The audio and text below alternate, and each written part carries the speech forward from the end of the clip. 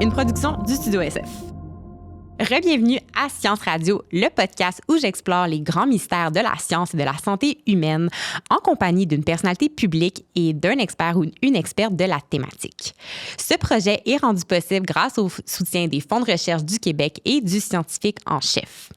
Si, comme nous, vous êtes passionné par la science, vous avez envie de déboulonner des mythes au quotidien, eh bien, faites comme nous et allez suivre le scientifique en chef sur ces différentes plateformes.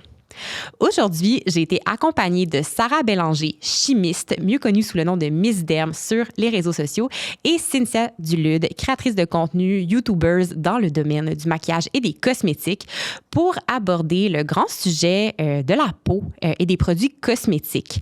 On s'est attaqué à plusieurs mythes ou même de bien comprendre qu'est-ce que c'est la peau, comment peut-on faire des meilleurs choix au niveau de nos cosmétiques, des crèmes qu'on va choisir en pharmacie. On parle de différents ingrédients qui peuvent susciter de la controverse, les parabènes, les fragrances, les parfums, des applications comme Yuka pour tenter de venir éclairer nos choix. Est-ce que ce sont, oui ou non, des bonnes options qui existent? Donc, vraiment un épisode super riche que j'ai très hâte que vous puissiez entendre. Donc, sans plus attendre, je vous souhaite une bonne écoute.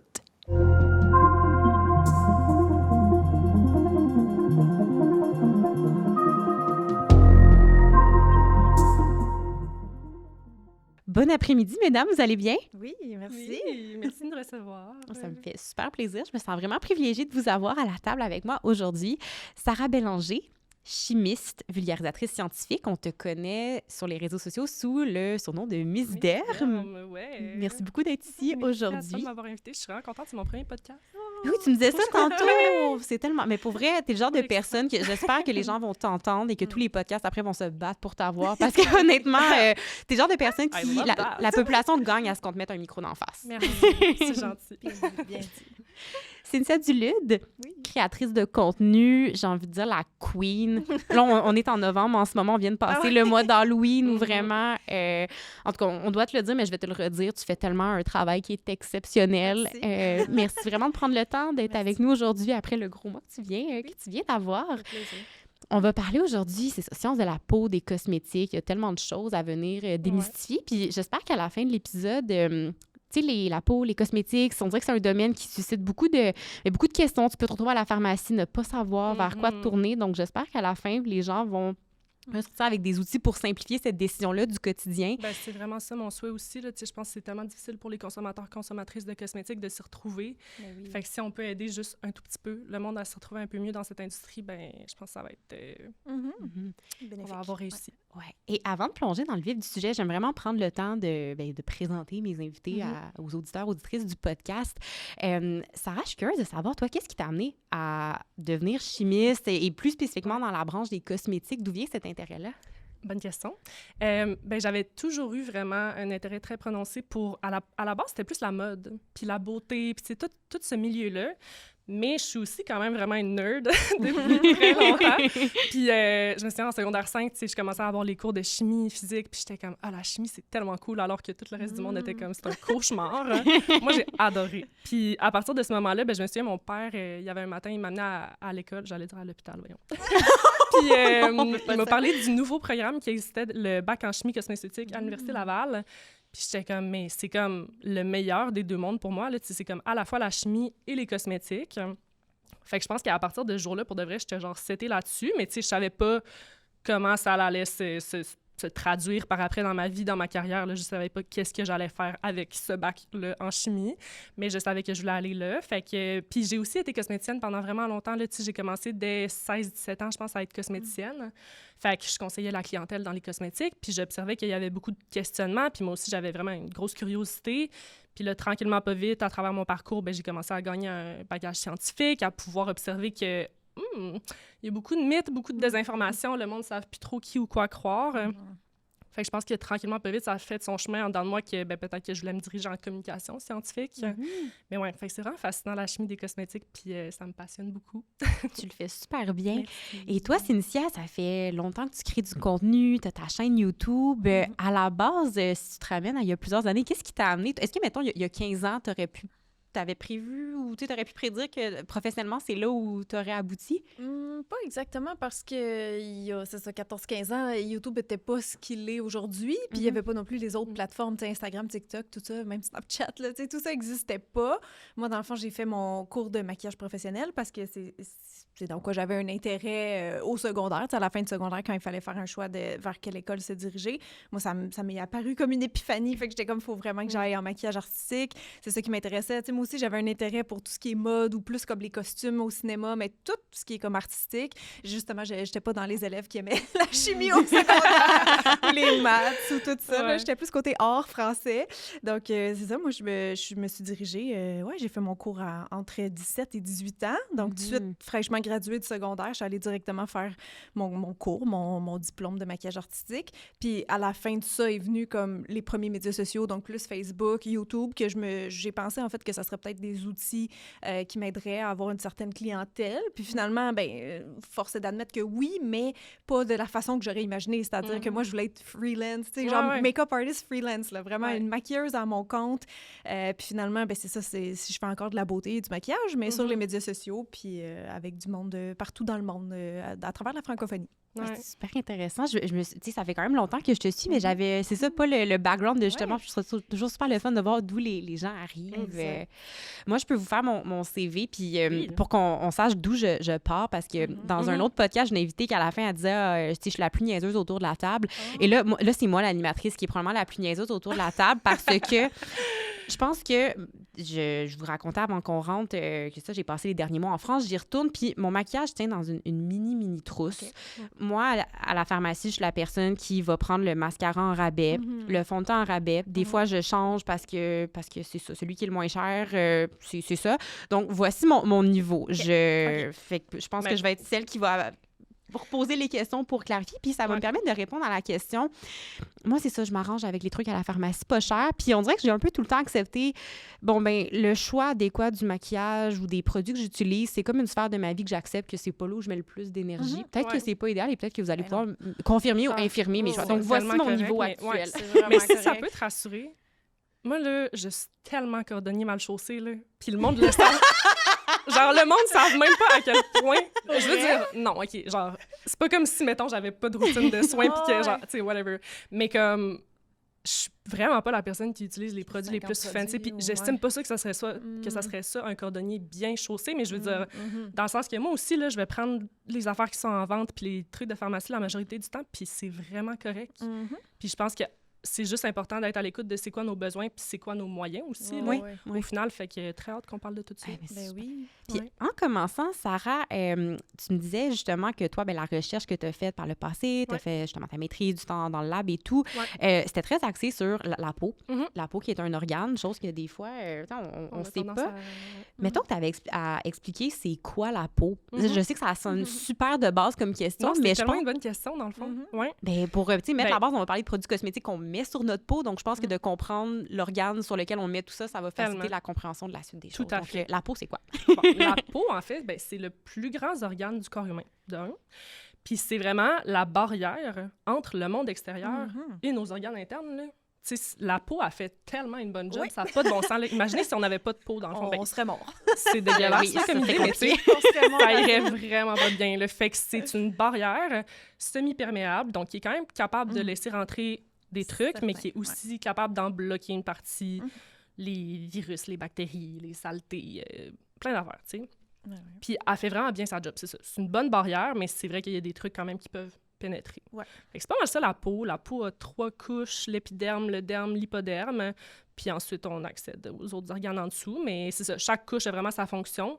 Puis l'épiderme, c'est vraiment l'étage de la peau qu'on cible avec les cosmétiques la plupart du temps. Sinon, parce que dans le derme, c'est là qu'on retrouve la circulation sanguine. L'épiderme n'est pas... Il n'y a pas de vaisseau sanguin. Tu sais, quand on s'accroche un petit peu le dessus de la peau, on ne va pas saigner parce qu'il n'y a pas de circulation sanguine dans l'épiderme. Mais c'est quand même une couche qui est vivante malgré tout, puis qui vraiment crée la barrière cutanée dont on parle, qui permet de infiltrer le monde extérieur. Puis mettons qu'on va un peu par étapes pour justement prendre soin de notre peau, parce que là, on peut parler, oui, de cosmétiques, de maquillage pour être jolie, pour faire des beaux maquillages d'Halloween. Ce serait quoi les meilleurs conseils, vous pensez que les gens devraient savoir pour prendre soin de notre peau, garder cet organe en santé? Oui. Peux-tu commencer? Ben, il y a plusieurs trucs, mais en même temps, c'est relativement simple, tu sais, au sens, justement, t'as pas besoin d'acheter plein de produits ou des produits chers pour en prendre soin. Je pense que déjà, juste, si on y va côté hygiène, tu sais, de juste comme laver. Puis ensuite, bon, c'est vrai que l'action de laver peut décaper un peu les huiles naturelles que le corps produit. Donc, des fois, c'est vrai qu'il faut compenser avec une crème. C'est pas mal ça que les dermatos vont dire, honnêtement, ça va être laver, crémer, puis éventuellement protéger aussi. Donc, protéger, là, on parle du soleil. Sinon, la crème comme telle a aussi une fonction protectrice parce que comme l'hiver, justement, au Québec, il fait super froid. Fait que quand tu mets ta crème, ça empêche la perte en eau transépidermique qu'on appelle. Fait qu'il y a vraiment... C'est pas juste esthétique, dans le fond. Il y a un aspect santé de la peau qui doit être considéré aussi avec le nettoyage puis hydratation. Oui, tout à fait. Et j'aime souvent rappeler aux gens que notre peau, ça demeure malgré tout un organe à peu près autosuffisant, genre autonome. Puis je pense que c'est probablement, je sais pas, là, je réfléchis vite demain, mais c'est probablement l'organe dont on s'occupe le plus, genre avec autant de produits, tu sais, mais en même temps, l'alimentation, tu sais, je veux dire, on mange, mais comme on est très, très intense des fois sur cet organe-là qui, au final, remplit beaucoup déjà des fonctions nécessaires à sa survie. Ça veut pas dire qu'on peut pas l'aider avec les cosmétiques, justement, puis je veux dire, je suis pas en train de remettre en question l'hygiène de base, là, genre, je vais pas dire au monde d'arrêter de se laver. mais même si t'arrêtais de te laver, tu sais, il arriverait, ben oui, genre, tu vas puer, mais sinon... Ouais, ben là, on va peut-être attraper la lèpre ou je sais pas quoi, là, mais... peut-être en très long terme, mais... Lavez-vous, gang! Premier message, on se lave! Première conscience, mais après ça, c'est ça. Mais, ouais, genre... Si tu crèmes pas ta face, il va pas arriver une explosion. Puis tu sais, si le monde qui fonctionne pour eux... Ben, exact. C'est ça. Puis je pense que c'est important de se recentrer sur c'est quoi nos besoins. Là, si pour nous, ça fonctionne de se laver le visage dans la douche avec notre barre de savon Dove, puis qu'après notre peau, elle nous tiraille pas ou qu'elle a quand même de l'air en santé, hey, c'est vraiment correct. C'est vraiment correct. Puis je pense qu'il y a trop de gens qui se font comme dire que c'est pas correct ou genre qui se font... Ben, il y a comme une honte un peu autour de ça, tu sais, comme tu me disais tantôt, tu sais, tu te laves les cheveux à chaque jour de ton côté parce que tu fais beaucoup de sport, puis tu t'es souvent fait dire, ben c'est pas correct, puis genre, faut que tu habitues tes cheveux à être lavés moins souvent, mais si c'est ça qui fonctionne pour toi, who cares? Genre, au final, c'est ton corps, là. Je trouvais ça important de, tu sais, un peu mettre les bases là-dessus parce que j'ai l'impression que, tu sais, bon, tu rentres à la pharmacie ou dans les publicités sur les réseaux sociaux ou, tu sais, n'importe où, on dirait que là, on est rendu avec un produit pour tout. Le produit pour nettoyer ta peau, le produit pour l'exfolier, pour enlever les points noirs, pour l'aider à se régénérer, l'empêcher de vieillir. Puis t'es comme... Le monde du marketing sont créatifs. Voilà. Mais c'est pas juste... c'est aussi les scientifiques. Je veux dire, il y a toujours place à l'innovation, mais comme... C'est important, je pense, de prendre un peu de recul puis d'être genre, wow, qu'est-ce qui se passe là? Il y a donc bien des affaires dans l'allée du skincare, maquillage, je veux dire, ça... tout existe. On est un peu, à mon avis, sursaturé. Oui, là, tu sais. Très d'accord. Et selon vous, justement, dans les produits, peut-être on va pas dans le maquillage encore, mais soit les nettoyants, les crèmes, exfoliants, là, vous avez probablement plus d'exemples en tête. Selon vous, lesquels sont réellement pertinents et lesquels c'est vraiment... il me semble, un ajout. Ou un ajout, puis peut-être un ajout qui apporte pas forcément quelque chose de pertinent. Ouais. C'est une bonne question. Mettons, on rentre à la pharmacie, puis là, je veux m'améliorer. Ben, je veux m'améliorer, mais encore là, pourquoi? Ben, c'est ça, moi, j'ai envie de dire, ça dépend vraiment des attentes de la personne et de son type de peau. Tu sais, au sens d'une peau grasse, une peau sèche pourrait ne pas avoir besoin. Tu sais, oui, il va y avoir l'étape de nettoyer puis de crémer, mais je vais pas vous conseiller le même produit, forcément, parce que les ingrédients qu'ils ont mis dedans vont répondre à différentes problématiques beauté. Fait que les étapes, oui, de laver, crémer, puis mettons FPS, ça c'est bon pour tout le monde. C'est pas du flafla, c'est quand même des essentiels, mais encore là, si vous voulez pas les utiliser, c'est correct. Après, l'étape d'exfoliation, ben notre peau s'exfolie elle-même à chaque mois. Là, notre épiderme, la couche la plus superficielle de la peau, se renouvelle aux 28 jours. Fait que c'est pour ça qu'on voit des petites peaux mortes, des cellules mortes qui se détachent. Mais ça veut pas dire qu'on peut pas l'aider à justement éliminer cette couche de cellules-là qui reste peut-être un peu plus pognée. Ça aide à resurfacer. C'est quand même...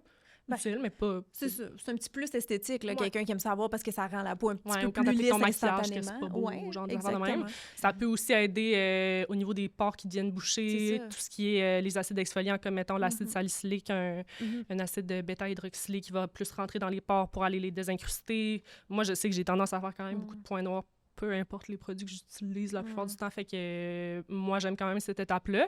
Après, ça dépend de quelle problématique on veut cibler, mais s'il y a des trucs qu'on veut cibler, on peut s'en aller vers des ingrédients actifs. Fait que les plus connus, on a vitamine C, les rétinoïdes qui incluent le rétinol, les acides exfoliants, les AHA, BHA, PHA, les peptides. Il y a plein de trucs, mais je pense que je m'en souviens, quand j'étais cosméticienne, mon Dieu, il y avait tellement de personnes qui arrivaient puis qui étaient comme, là, j'ai entendu dire sur les réseaux sociaux que, genre, la vitamine C, c'est bon, le rétinol, la niacinamide, nanana, je veux tout utiliser, genre. Ouais. Mais pourquoi? Ben, c'est ça. Est-ce que tu as besoin? C'est ça, Ouais. on revient Puis est-ce que c'est réaliste de vouloir, tu sais, moi, si je m'achète 6 sérums à soir, là, je le sais que dans les prochains jours, genre, je vais sûrement pas les utiliser. À un moment donné, c'est peut-être mieux de prioriser, de mettre notre énergie sur une affaire, 1 ou 2 ingrédients actifs pour commencer à avoir des résultats, puis aussi adapter nos attentes parce qu'on ne verra pas les résultats du jour au lendemain. Là, ça se peut qu'on voit une petite différence, mais comme notre peau se renouvelle aux 28 jours, il faut quand même laisser le temps aux ingrédients actifs de commencer à faire effet. Fait qu'habituellement, c'est après quelques semaines qu'on peut mieux juger. Tu sais, comme toi, Cynthia, tu ne vas jamais parler d'une crème après un jour d'utilisation. Je pourrais dire la texture, l'odeur, la sensorialité, ça, mais pour l'efficacité, non, c'est vrai que oui, il faudrait au moins 2-3 semaines pour que je sois convaincue de ce que je vais avancer. Tout à fait. Fait que ça dépend des attentes de la personne, mais tu sais, si, mettons, pour ton type de peau, je te dis, mettons, OK, Myriam, t'es une peau mixte, fait que je te conseille tel nettoyant spécifiquement, telle crème et telle crème solaire, mettons, puis que là, tu dis, OK, c'est bon, ça marche pour moi, mais j'aimerais ça, tu sais, travailler un peu plus, c'est ça, sur la beauté de la peau, donc les taches, nanana. Là, on va ajouter, mettons, des sérums qui sont déconcentrés d'ingrédients actifs comme ça, tous ceux que Sarah vient de nommer. Fait que c'est ça, on peut perfectionner à l'infini, dans le fond. Mais si toi, t'es satisfaite, t'es comblée avec ta routine à 2-3 étapes, c'est parfait. Ça me fait penser, j'ai fait une vidéo sur ma chaîne YouTube, à un moment donné, j'aime ça faire des tests comparatifs d'une semaine à l'autre. Puis pendant une semaine, une fois, j'ai utilisé que 2 produits dans ma routine, et dans l'autre routine, j'ai utilisé 20. 20 parce que je voulais... moi, je pensais que t'allais dire genre 8, 20, OK.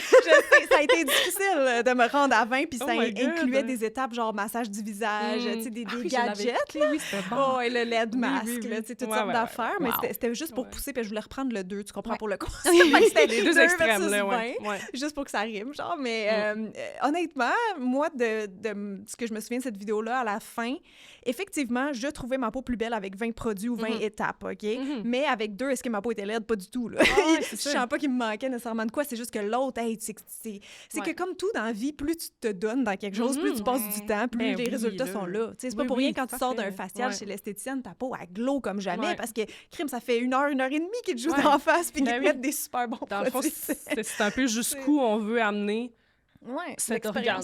Dans le fond, là, il faut qu'on se rappelle, c'est un organe, tu sais. Ben oui. Oui, tout à fait. Santé, comme on a dit, ça serait plus la base, donc hygiène puis protection du soleil, parce que les cas de cancer sont encore en hausse. Fait que ça serait la zone que je délimiterais comme santé, puis le reste, on peut considérer que c'est plus de l'esthétisme, donc beauté. Tout à fait. Puis tu as nommé quelque chose que ça, je voulais vraiment clarifier parce que c'était par rapport au type de peau. On dirait ça, je me suis tout le temps demandé, quand je vais à la pharmacie, puis là, j'ai un nettoyant pour peau grasse, peau sèche, peau mixte, est-ce que c'était un vrai concept ou c'était du marketing? C'est un vrai concept appuyé par la science, vraiment. Là, les personnes qui ont... Tu sais, il y a vraiment des différences au niveau des étages de la peau puis comment les peaux toutes leurs caractéristiques. Dans le fond, là, c'est quand même différent. Une peau sèche va être plus pauvre en gras, en lipides, dans la couche cornée, notamment la dernière couche de l'épiderme, alors qu'une peau grasse va produire plus de sébum. Des fois, il va même y avoir plus de pores, mais ça me semble, si je me souviens bien. Plus dilatée, en tout cas, d'apparence plus ouverte. Oui. Fait qu'il y a quand même vraiment des différences. Puis après, c'est ça, c'est assez... T'as-tu des trucs, mettons, rapides pour identifier notre type de peau, genre? Ou est-ce que c'est vraiment nécessaire de connaître notre type de peau? Pour avoir une routine adéquate, moi, j'oserais dire que oui, parce que c'est déjà arrivé, par exemple, des gens qui ont... c'est classique, là, mais les gens, justement, qui disent « j'ai la peau grasse », donc ils vont se laver 2-3 fois de suite le visage pour essayer de chasser ce sébum-là, mais quand tu le chasses trop, des fois, c'est ça, la peau, par défaut, elle compense. Oui. Non. Mais... Attends une minute, là. Peau grasse, est-ce que... Non, mais faut pas trop la laver? C'est sûr que la peau va compenser dans le sens que ça peut l'irriter, puis là, ça se pourrait qu'elle réagisse, mais elle va pas... C'est juste le mythe, genre, la peau va pas commencer à produire plus de sébum parce que nos glandes sébacées, comme j'expliquais dans la vidéo pour le lavage des cheveux, ne peuvent pas, en fonction de la quantité de sébum en surface, ils vont pas adapter, réguler leur production de sébum plus ou moins en fonction de ce qui est présent. Fait que même si on se lave full le visage puis qu'on enlève le sébum sur le cou, notre peau va pas être moins grasse c'est quand même des facteurs vraiment plus gros dans notre corps, dans notre génétique, surtout qui vont guider notre type de peau. Fait qu'on peut pas passer du jour au lendemain d'une peau grasse à une peau sèche. C'était juste ça mon point, mais je comprends ce que tu voulais dire. Mais des fois, ça brouille les cartes, en fait, de pas avoir la bonne routine. J'ai l'impression parce que les gens, après ça, des fois, ils m'envoient des photos, des vidéos, puis c'est comme, c'est difficile parce qu'il se passe plusieurs choses en même temps, mais c'est comme, on dirait une réaction à les mauvais produits, ben, mauvais au sens qu'ils sont pas adaptés pour eux. Puis aussi, tu sais, tantôt, on parlait des routines de 20 étapes, mais comme, aussi, des fois, notre peau est juste pas nécessairement capable de tolérer tout ça, ou on va commencer à utiliser trop de produits. En tout cas, c'est juste un point à côté, mais comme, des fois, trop, c'est comme pas assez, puis notre peau, je dirais, elle fonctionnera juste plus bien si on utilise trop d'ingrédients actifs qui viennent l'irriter, puis travailler sur plein de mécanismes au final en même temps. Fait que oui, c'est quand même important d'avoir une routine qui est adaptée à notre type de peau, mais comme au final, peut-être, si on achète une crème trop riche, je pense qu'on va s'en rendre compte assez rapidement, qu'on n'aime pas la texture sur notre visage. C'est ça. Puis, par exemple, ben là, peau grasse, peau sèche, on dirait que c'est assez simple à imager. C'est les extrêmes, en fait. Des peaux sèches, la peau qui tire, qui va peler plus facilement. Oui, elle va desquamer. Mais tu sais, le seul danger avec ça, c'est que beaucoup de gens ils vont dire « Ah, j'ai la peau grasse, ah, j'ai la peau sèche » basée sur quelques observations, mais je sais pas comment dire, ça prend quelqu'un de neutre, quelqu'un d'extérieur des fois pour confirmer, parce que genre un tout petit peu de brillance n'égale pas tu as la peau grasse. Tu peux avoir la peau grasse un peu sur le nez, mais donc tu es une peau mixte, tu sais. Par exemple, une vraie peau grasse, là, t'as souvent même les joues qui vont reluire. Puis là, on parle pas avec des soins du maquillage, mais comme à nu, là. Donc c'est ça, les pores plus dilatés, comme on a dit tantôt, la brillance qui est vraiment répartie. Souvent, c'est combiné des fois avec soit acné ou point noir, pas toujours, mais parfois. Peau sèche, c'est ça, moi je compare ça à une peau de bébé visuellement. Tu sais, les peaux de bébé, ils ont une petite peau toute douce, là, avec le petit duvet. Souvent, c'est des peaux plus fragiles, puis où justement les pores physiquement ont l'air absents. Là. Ils sont tellement resserrés, donc le sébum ne s'écoule pas bien. Puis tu as la peau déshydratée, qui est en fait un état de la peau qui ressemble à la peau sèche, mais c'est là que les gens souvent se trompent. Mais la peau déshydratée, c'est comme quand on est déshydraté. Nous, c'est qu'on a soif, on a besoin d'eau. Mais la peau sèche, c'est vraiment un manque de lipides qu'il y a là. C'est ça.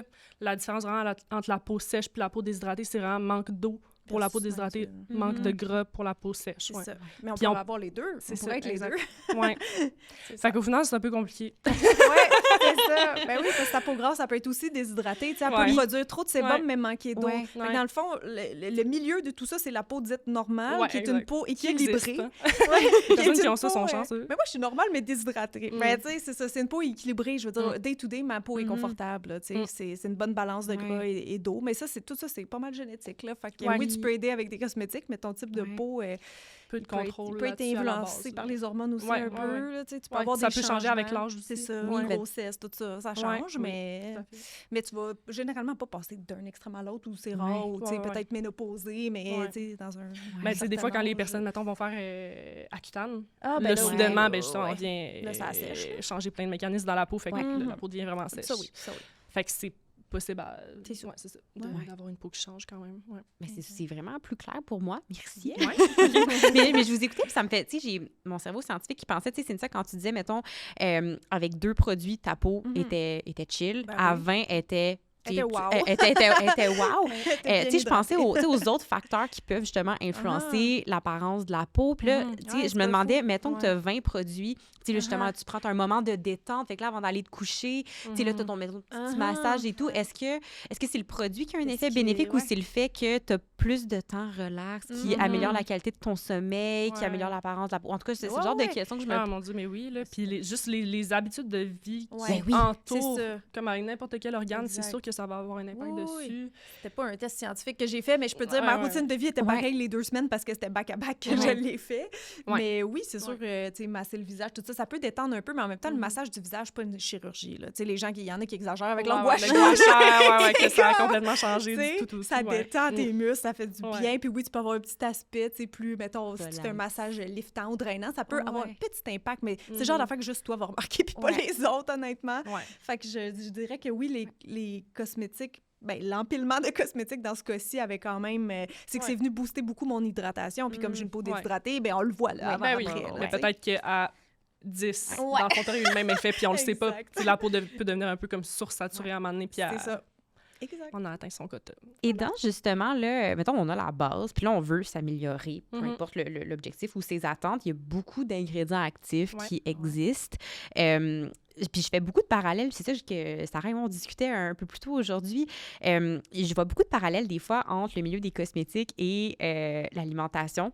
Donc, on sait, par exemple, que la vitamine E est un antioxydant. Par contre, ça ne veut pas dire que je me supplémente en vitamine E, que je vais forcément augmenter la capacité antioxydante de mon corps. Puis là, j'ai spécifiquement parlé de la vitamine E parce que c'est le genre de produit qu'on va... je vais avoir des crèmes, justement, qui contiennent de la vitamine E. Donc, dans les ingrédients actifs qui existent aujourd'hui, lesquels valent la peine, qui sont soutenus scientifiquement pour avoir des effets positifs? Bon, je vais essayer de répondre simplement à cette question, mais j'ai comme des bémols, parce que c'est sûr que, on l'entend de plus en plus dans le discours, il y a quelques ingrédients actifs qui ont été vraiment plus étudiés depuis beaucoup plus longtemps que les autres, puis qui, comme, leurs preuves sont bien étayées. Là. Je parle ici de la famille des rétinoïdes, fait que le rétinol est le plus courant, mais il y a aussi le rétinal, etc. Il y a aussi la vitamine C qui a été super étudiée, la niacinamide, la vitamine E aussi, oui, mais qui peut des fois être utilisée plus comme antioxydant pour la formule et non pas pour la peau, ça dépend. Pour là, pas que la crème ou les autres produits, les lipides oxydent. Exactement. Okay. Il y a aussi les peptides, mais là, ça, il y en a comme plusieurs sortes. Fait que, mais je dirais que c'est comme certainement les ingrédients qui ont été les plus étudiés. Mais là, mon bémol ici, c'est que ça veut pas dire que les cosmétiques qui utilisent pas ces ingrédients-là sont pas nécessairement pas efficaces. Mais je pense que ce dont j'ai envie de parler pour les consommateurs, c'est qu'est-ce qu'on peut regarder sur les cosmétiques qui nous informent sur l'efficacité du produit, autre que la liste d'ingrédients ou ce qui est indiqué sur le marketing, parce que on peut pas juste juger l'efficacité d'un cosmétique en regardant la liste d'ingrédients. C'est sûrement un peu similaire avec un aliment, tu sais. Absolument. Fait que les cosmétiques, souvent, vont avoir des revendications du genre 96% des consommateurs ont trouvé que leur peau était mieux hydratée. Des trucs de même. Ça, c'est des revendications qui sont faites sur la base de des tests consommateurs. Fait qu'il y a, genre, mettons, 30 volontaires qui ont testé la crème. Puis il y a aussi la catégorie comme au-dessus qui est des essais cliniques. Donc là, ça va être testé à l'aveugle. Une certaine quantité de patients, de volontaires vont avoir testé la crème. Puis ensuite, on va vraiment mesurer. C'est pas juste une auto-évaluation de la part du consommateur, c'est vraiment avec un appareil, avec, mettons, un sébumètre, on est allé voir est-ce que la quantité de sébum était moindre après l'utilisation de cette crème-là. Puis là, les revendications vont pouvoir aller plus loin. On va pouvoir dire baisse de 27% du sébum, puis là, il va y avoir une petite étoile, puis là, on voit comme les détails, mettons, à côté. Fait que ça, je pense qu'au final, c'est intéressant à regarder quand on magasine un cosmétique si on s'intéresse à l'efficacité du produit, parce que c'est une preuve que la formule finale a été testée. Parce que c'est ça, si on s'achète un sérum à la vitamine C, peut-être qu'il ne fonctionnera pas aussi bien que l'autre qui a été testé, puis on a les preuves, tu sais. Fait que des fois, ça peut valoir la peine aussi de regarder ça. Fait que ça, c'est mon bémol. Oui, parce que les ingrédients seront pas... Ben, ces ingrédients stars-là seront pas présents tous au même niveau dans une formule, tu sais, selon la listing key, là, que ça, by the way, c'est écrit en ordre d'importance dans la formule.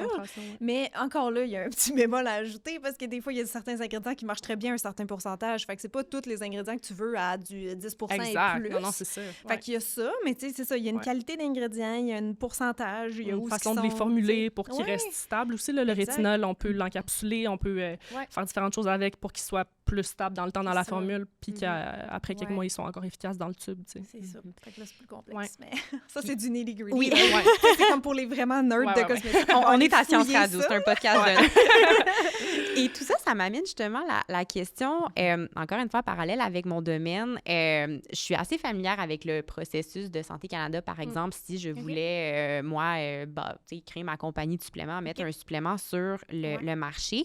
Et une des grandes distinctions entre les suppléments et les médicaments ont un processus réglementaire qui est beaucoup plus rigoureux où le médicament en soi doit avoir été testé par des essais cliniques de phase 1, 2, 3.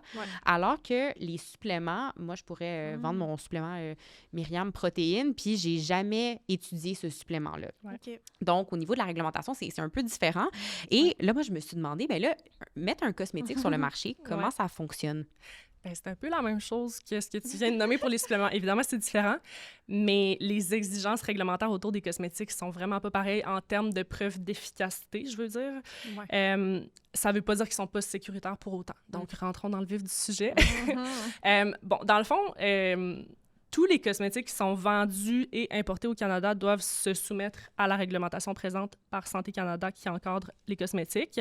Donc, c'est encadré plus spécifiquement par la loi sur les aliments et drogues et le règlement sur les cosmétiques. Puis ça établit les exigences en matière de sécurité des cosmétiques qui sont vendus. Puis là, cosmétique, c'est un terme assez large, là, juste pour définir c'est quoi un cosmétique au sens de la loi versus justement un médicament ou un produit de santé naturelle. C'est vraiment assez large. C'est toute substance qu'on va appliquer sur la peau, les cheveux, les ongles ou les dents à des fins de nettoyage ou dans le but d'améliorer ou de modifier son apparence. Puis c'est vraiment là comme le terme qui est important, là, c'est apparence, parce que dès qu'on prétend commencer à agir sur une fonction ou prévenir ou traiter une maladie, là, on n'est plus dans la catégorie des cosmétiques, puis c'est pour ça que les crèmes solaires ne sont pas dans la catégorie des cosmétiques au Canada au sens de la loi. OK. Ouais. Fait que pour mettre ça en marché, en gros, le produit n'a pas besoin d'avoir été testé pour son efficacité, justement, sauf si on veut faire des revendications par rapport à son efficacité. Fait que, mettons, quelqu'un qui fait des savons chez lui peut mettre demain matin un produit en marché. Ce qu'il faut faire, c'est déclarer à Santé Canada à travers un formulaire en ligne l'existence de ce cosmétique-là en dans des 10 jours de mise en marché. Fait que ça, c'est comme la grosse exigence. Après, bien, c'est sûr qu'il faut se conformer aux autres règlements en matière d'étiquetage, de publicité, les revendications qu'on a le droit de faire ou de pas faire pour pas rentrer, mettons, dans la catégorie médicaments. J'ai pas le droit de dire que ça traite les taches pigmentaires, mettons. Parce que là, on va entrer dans une autre catégorie de réglementation. Évidemment, il faut que les cosmétiques soient quand même fabriqués, entreposés, emballés dans des conditions hygiénique. C'est ça que ça dit sur le site de Santé Canada. Fait que s'il y a un audit qui se fait, ben il faut que ça soit sanitaire. Puis aussi, ben je pense que c'est important de le mentionner, mais c'est également illégal de vendre un cosmétique qui serait dangereux pour la santé. Puis je pense que ça va nous mener vers les prochaines questions. Oui, c'est la... Mais c'est pas mal ça, les exigences, tu sais. Fait que on se base un peu sur un principe juridique de responsabilité. Fait que on s'attend à ce que les personnes qui produisent des cosmétiques se conforment à la loi. S'ils le font pas, ben là, il peut y avoir des conséquences. C'est ça. Donc, si, mettons, je résume en une phrase pour les cosmétiques, un cosmétique peut être mis en marché sans qu'on ait testé son efficacité, mais on peut avoir la paix d'esprit qui va toujours être sécuritaire. Exact.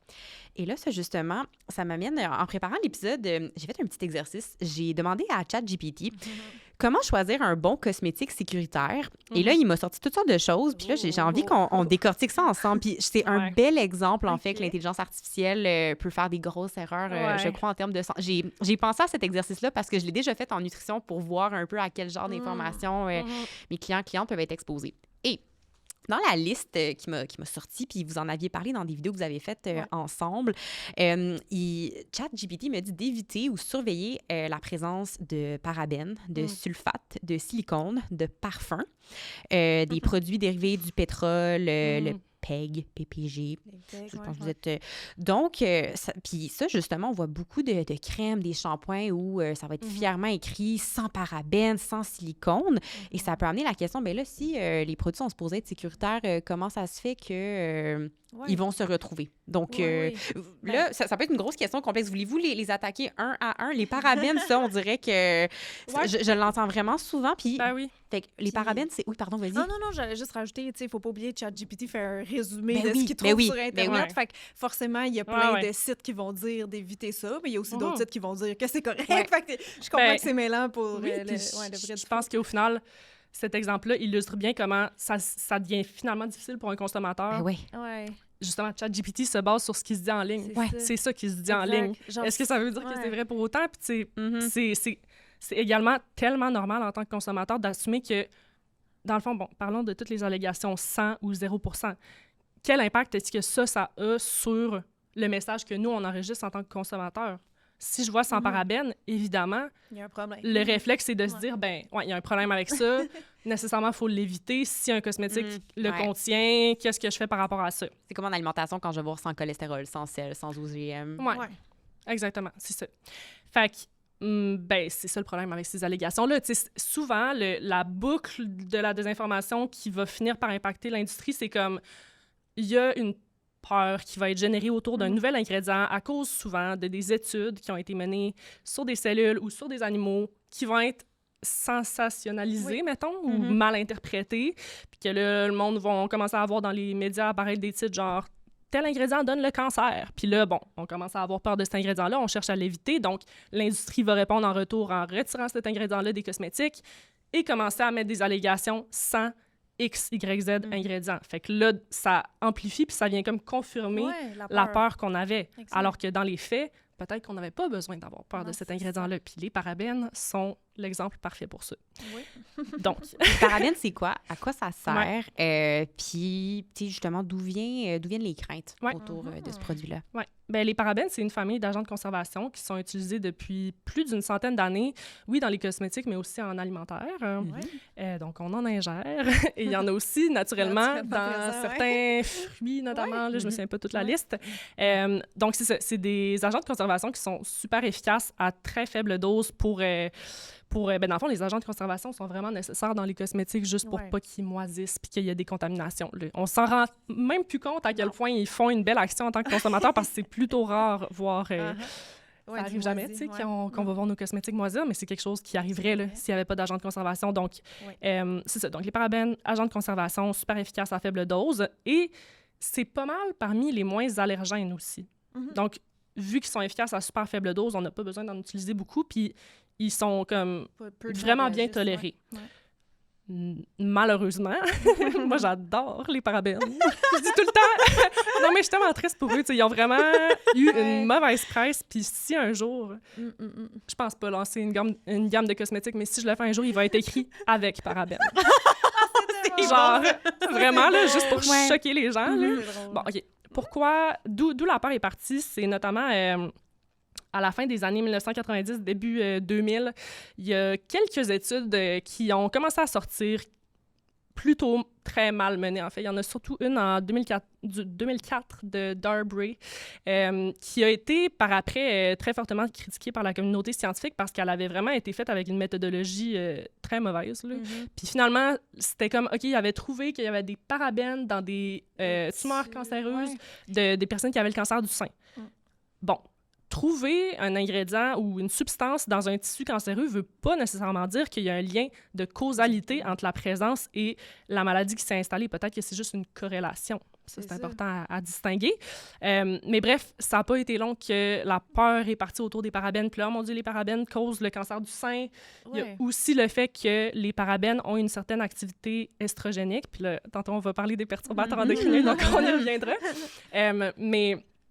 oui, c'est ça. Les parabènes sont quand même en mesure de se lier aux récepteurs des estrogènes dans le corps, mais très faiblement. On parle d'environ 10 000 fois moins fortement que nos propres estrogènes. Donc oui, ils ont cette activité-là, puis ça a également amplifié la crainte que ça engendre un cancer du sein, mais encore là, il faut mettre les choses en contexte, puis aux doses qui sont utilisées dans les cosmétiques, ça n'aura pas cet effet-là.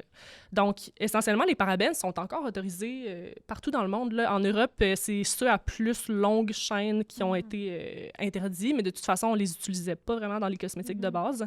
Donc, ceux-là ne sont pas interdits au Canada, ça ne veut pas dire pour autant qu'on les utilise. Il y a encore des marques, c'est quelle marque donc qui les utilise encore? C'est Cetaphil ou CeraVe? Moi, j'avais vu ça dans Cetaphil, qu'il y avait encore certains types de parabènes, Oui, puis moi, je leur lève mon chapeau de continuer à vendre leurs produits alors qu'il y a des parabènes, je dirais... C'est rendu rare, c'est dur à trouver. À cette heure, ça a été remplacé beaucoup par le méthylisothiazolinone. Non, pas par celle-là, par le phénoxyéthanol, surtout. Oui, méthylisothiazolinone. Il est plus rare aussi, mais il a créé plus de problèmes, justement, d'allergie. Mais justement, l'affaire, c'est que quand on commence à démoniser un ingrédient comme les parabènes, ben là, les scientifiques se mettent à devoir le remplacer. Puis avec quoi est-ce qu'on va le remplacer? C'est peut-être une alternative qui, au final, convient... sécuritaire. Exact. Ben, qui va être plus irritante, qui va causer plus de problèmes, au final, que de bien. Fait que bring back parabens. Tellement. Voilà. Moi, tu dis ça, puis c'est fou. Je me rappelle, moi, quand cette folie-là est arrivée, ben c'est arrivé plus tôt que je pensais, mais moi, je l'ai vécu en étant cosméticienne dans le temps. Mon Dieu, c'est tellement intéressant. Puis ma boss, c'est ça. Vu que j'avais des remarques là, des consommateurs, mais j'aimerais ça sans parabènes, parce que j'ai peur pour le cancer, puis tout. Ma boss, elle était un peu avant-gardiste, parce qu'à l'époque, elle-même disait, genre, tu sais, ben, s'ils l'enlèvent, ils vont le remplacer par autre chose, puis ça sera pas nécessairement mieux, tu sais. Fait que j'étais comme, pas fou, OK, je vais dire ça. Et c'était une prophétie, finalement. C'est effectivement le cas. Fait que c'est un peu la même règle qui s'applique avec pas mal tous les autres ingrédients qu'on voit 100 ou 0%. Ouais. L'aluminium, les sulfates, les silicones, c'est tous des ingrédients qui sont encore autorisés, qui sont sécuritaires. Peut-être qu'il y a certaines personnes qui seraient mieux de ne pas les utiliser dans certains contextes, mettons les silicones ou les sulfates, mais encore là, gros bémol, là, les sulfates, on est vraiment en mesure de les formuler pour qu'ils soient doux, puis ils sont super efficaces, puis ils coûtent pas cher. Il y a juste tellement de nuances, puis c'est capoté de voir... Moi, j'appelle ça, dans le fond, le marketing de peur, là, qui cherche vraiment à jouer sur... Ça nous informe pas en tant que consommateur. C'est un marketing qui est axé sur l'absence d'ingrédients. Qu'est-ce que c'est en train de me dire à part rien? Là? Et un argument par rapport à ça, puis vous en avez parlé dans la dernière vidéo que vous avez faite ensemble, on va entendre parfois, puis là, on dirait que moi, ça résonne encore plus parce que j'ai passé les derniers mois en France et j'y retourne que, mais en Europe, ces produits-là sont bannis. Il y a une liste de 1600 produits qui est bannie et ça donne une impression, justement, donc, ben là, c'est banni ailleurs, c'est que forcément, peut-être que c'est dangereux, que nous aussi, on devrait le bannir. Donc, une compagnie, puis ça fait partie de leur marketing aussi des fois. Nos produits, on a interdit une centaine de substances. Qu'est-ce que vous répondez à ça? Qu'est-ce que vous en pensez? Sur la charte? Par où commencer? Parce que j'ai l'impression qu'il y a beaucoup de gens, premièrement, qui font juste répéter cette phrase-là, mais sans avoir pris le temps d'aller la lire, la fameuse liste, ou que, justement, ils vont dire, ben là, les parabènes sont bannis en Europe, mais finalement, comme on vient de le nuancer, c'est pas vrai, ça, de toute façon. C'est pas vrai, tu sais. Fait qu'il y a des choses que, oui, c'est pas qu'ils vont être bannis, mais qu'ils vont être réglementés à une certaine dose, là, tu sais.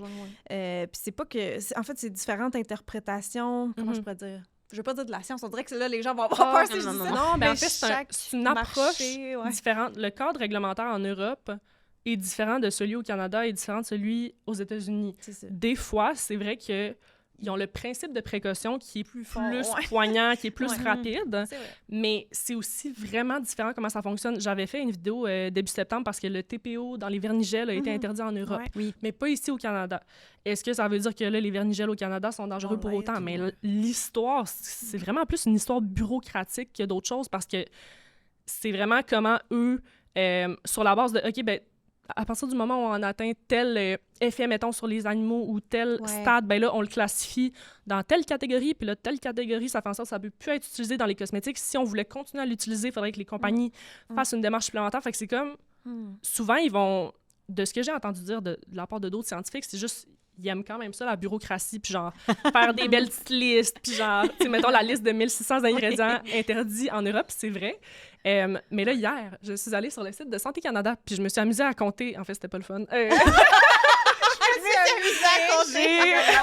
Finalement. C'est parce qu'il y avait près de 500 composés la gang, alors je les ai comptés. Chapeau à toi!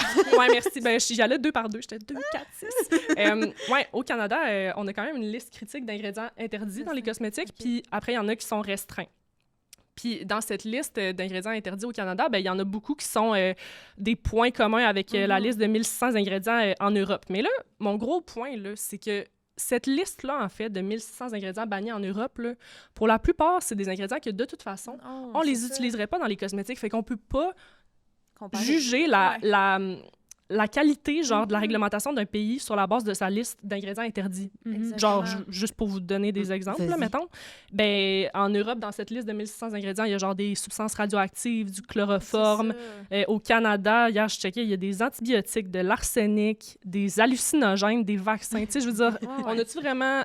genre, les formulateurs de cosmétiques sont pas là à chaque matin à regarder « Ah, merde, j'ai pas le droit de mettre du mercure dans la crème que je voulais faire. » Genre, ben non, là, tu sais, on les utilisera pas de toute façon. C'est ça. Leur liste est plus exhaustive, dans le fond. Oui, c'est ça. Tout à fait. Puis au niveau du principe de précaution par rapport de l'Europe par rapport à en Amérique du Nord, c'est aussi quelque chose que j'avais observé au niveau, encore une fois, de l'alimentation, dans les agents de conservation et tout ça, où en Europe, de ma compréhension, dès qu'un effet négatif est observé in vitro, au niveau de la cellule ou dans les modèles animaux, ben ils vont le bannir sans force. Ils peuvent bannir un ingrédient sans forcément avoir de preuves ou d'observation qu'il y a eu un effet négatif sur l'être humain. Oui, puis la grosse affaire, ça s'applique à plein de domaines là, en sciences, mais je veux dire, est-ce qu'un résultat qui a été observé sur des cellules in vitro est biologiquement significatif à l'échelle de l'être humain?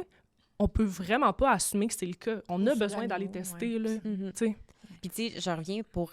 on parlait des parabènes, de l'exemple du cancer du sein. Bien, on pourrait... OK, les parabènes auxquels il y a déjà des observations, pas des liens de causalité, mais après, le cancer du sein ne se résume pas à l'utilisation ou à un seul facteur à l'utilisation de parabènes. Est-ce que tu n'as jamais utilisé de parabènes de ta vie, mais tu as fumé, ta mère, ta grand-mère ont eu le cancer du sein? Des fois, quand on lie des substances à une maladie, il ne faut jamais oublier que ces maladies-là sont presque toujours multifactorielles et pas causées par un seul facteur. Bien, absolument. Puis j'en parlais récemment dans un commentaire, justement, parce que je pense qu'il y a juste tellement d'attention, des fois, qui est tournée vers les cosmétiques comme si c'était un peu leur faute ou comme si on pouvait les blâmer pour le développement de des grosses maladies, là, je veux dire, des cancers, des problèmes hormonaux, etc. Puis, ben, en fait, c'est ça, c'est que c'est tellement multifactoriel, puis il y a tellement de choses dans notre vie qui peuvent influencer ça. C'est quand même fou de commencer à établir des liens de causalité puis à dire que c'est la faute de tel produit.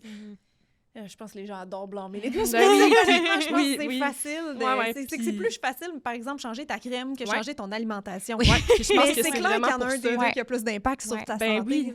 Oui, tout à fait.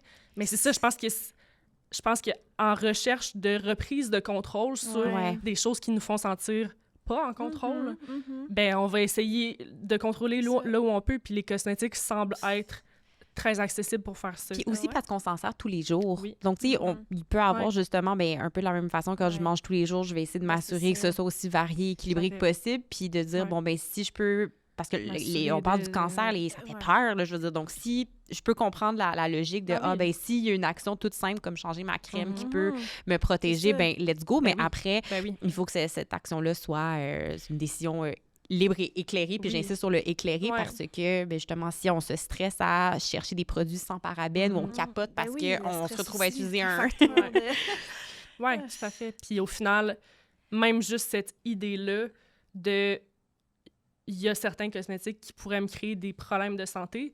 Est-ce que même ça, c'est vrai? Je pense qu'il faut peut-être la questionner un peu, là. Oui, ou si tu en es convaincu puis que tu stresses à cause de ça, justement, le stress comme tel a une action sur certaines maladies ou notre corps.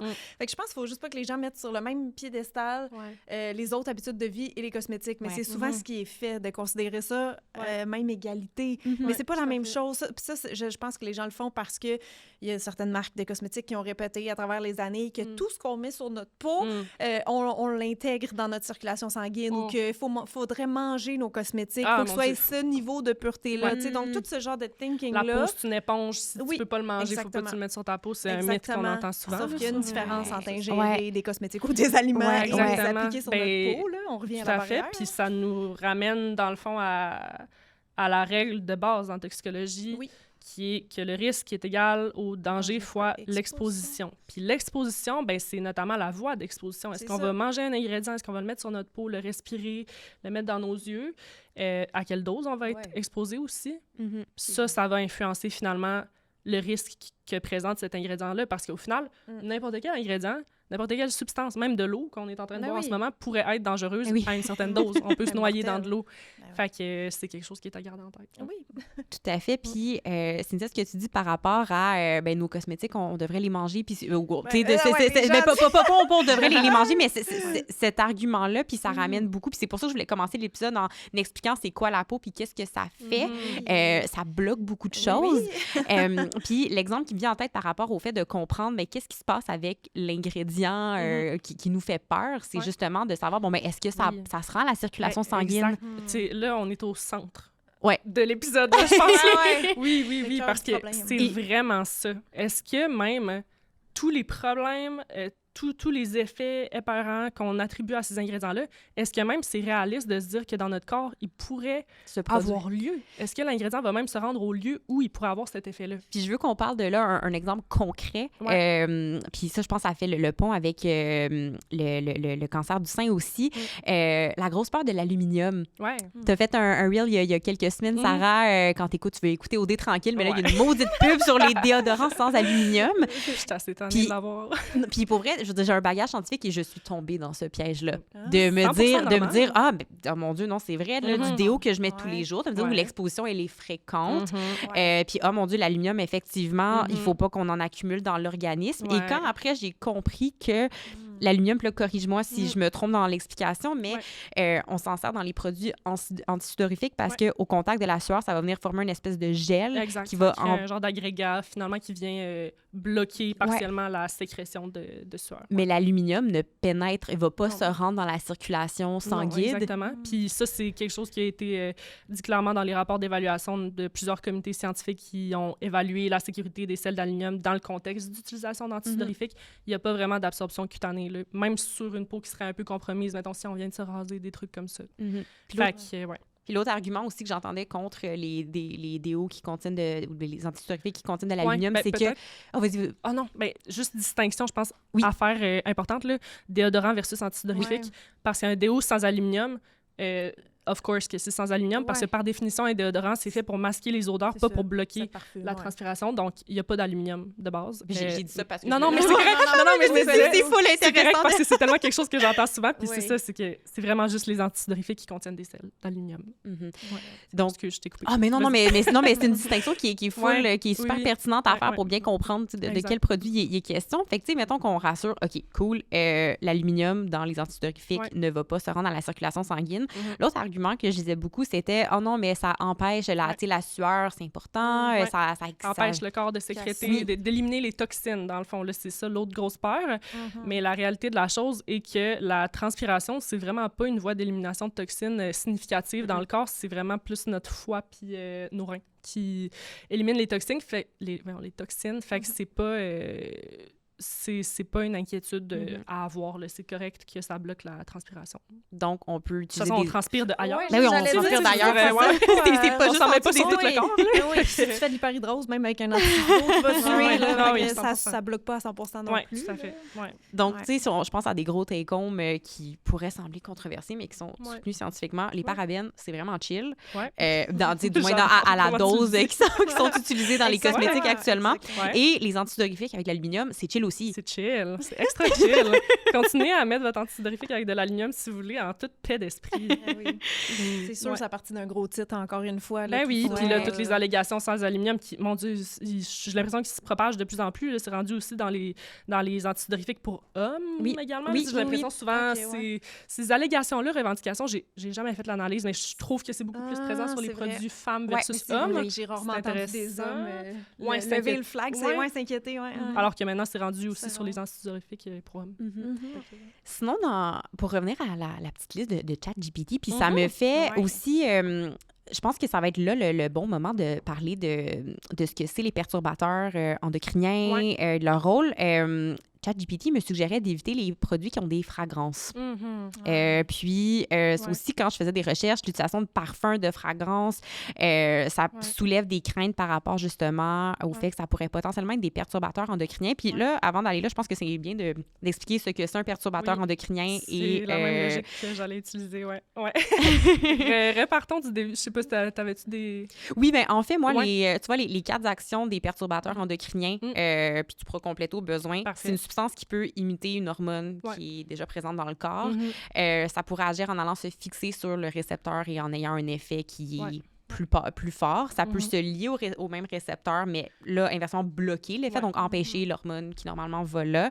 Ça peut aussi gêner ou bloquer des mécanismes de production d'autres hormones, ou ça peut modifier la capacité du corps à clairer cette hormone-là. Donc ça, c'est les 4 actions que j'ai trouvées dans la littérature scientifique pour... belle définition, puis...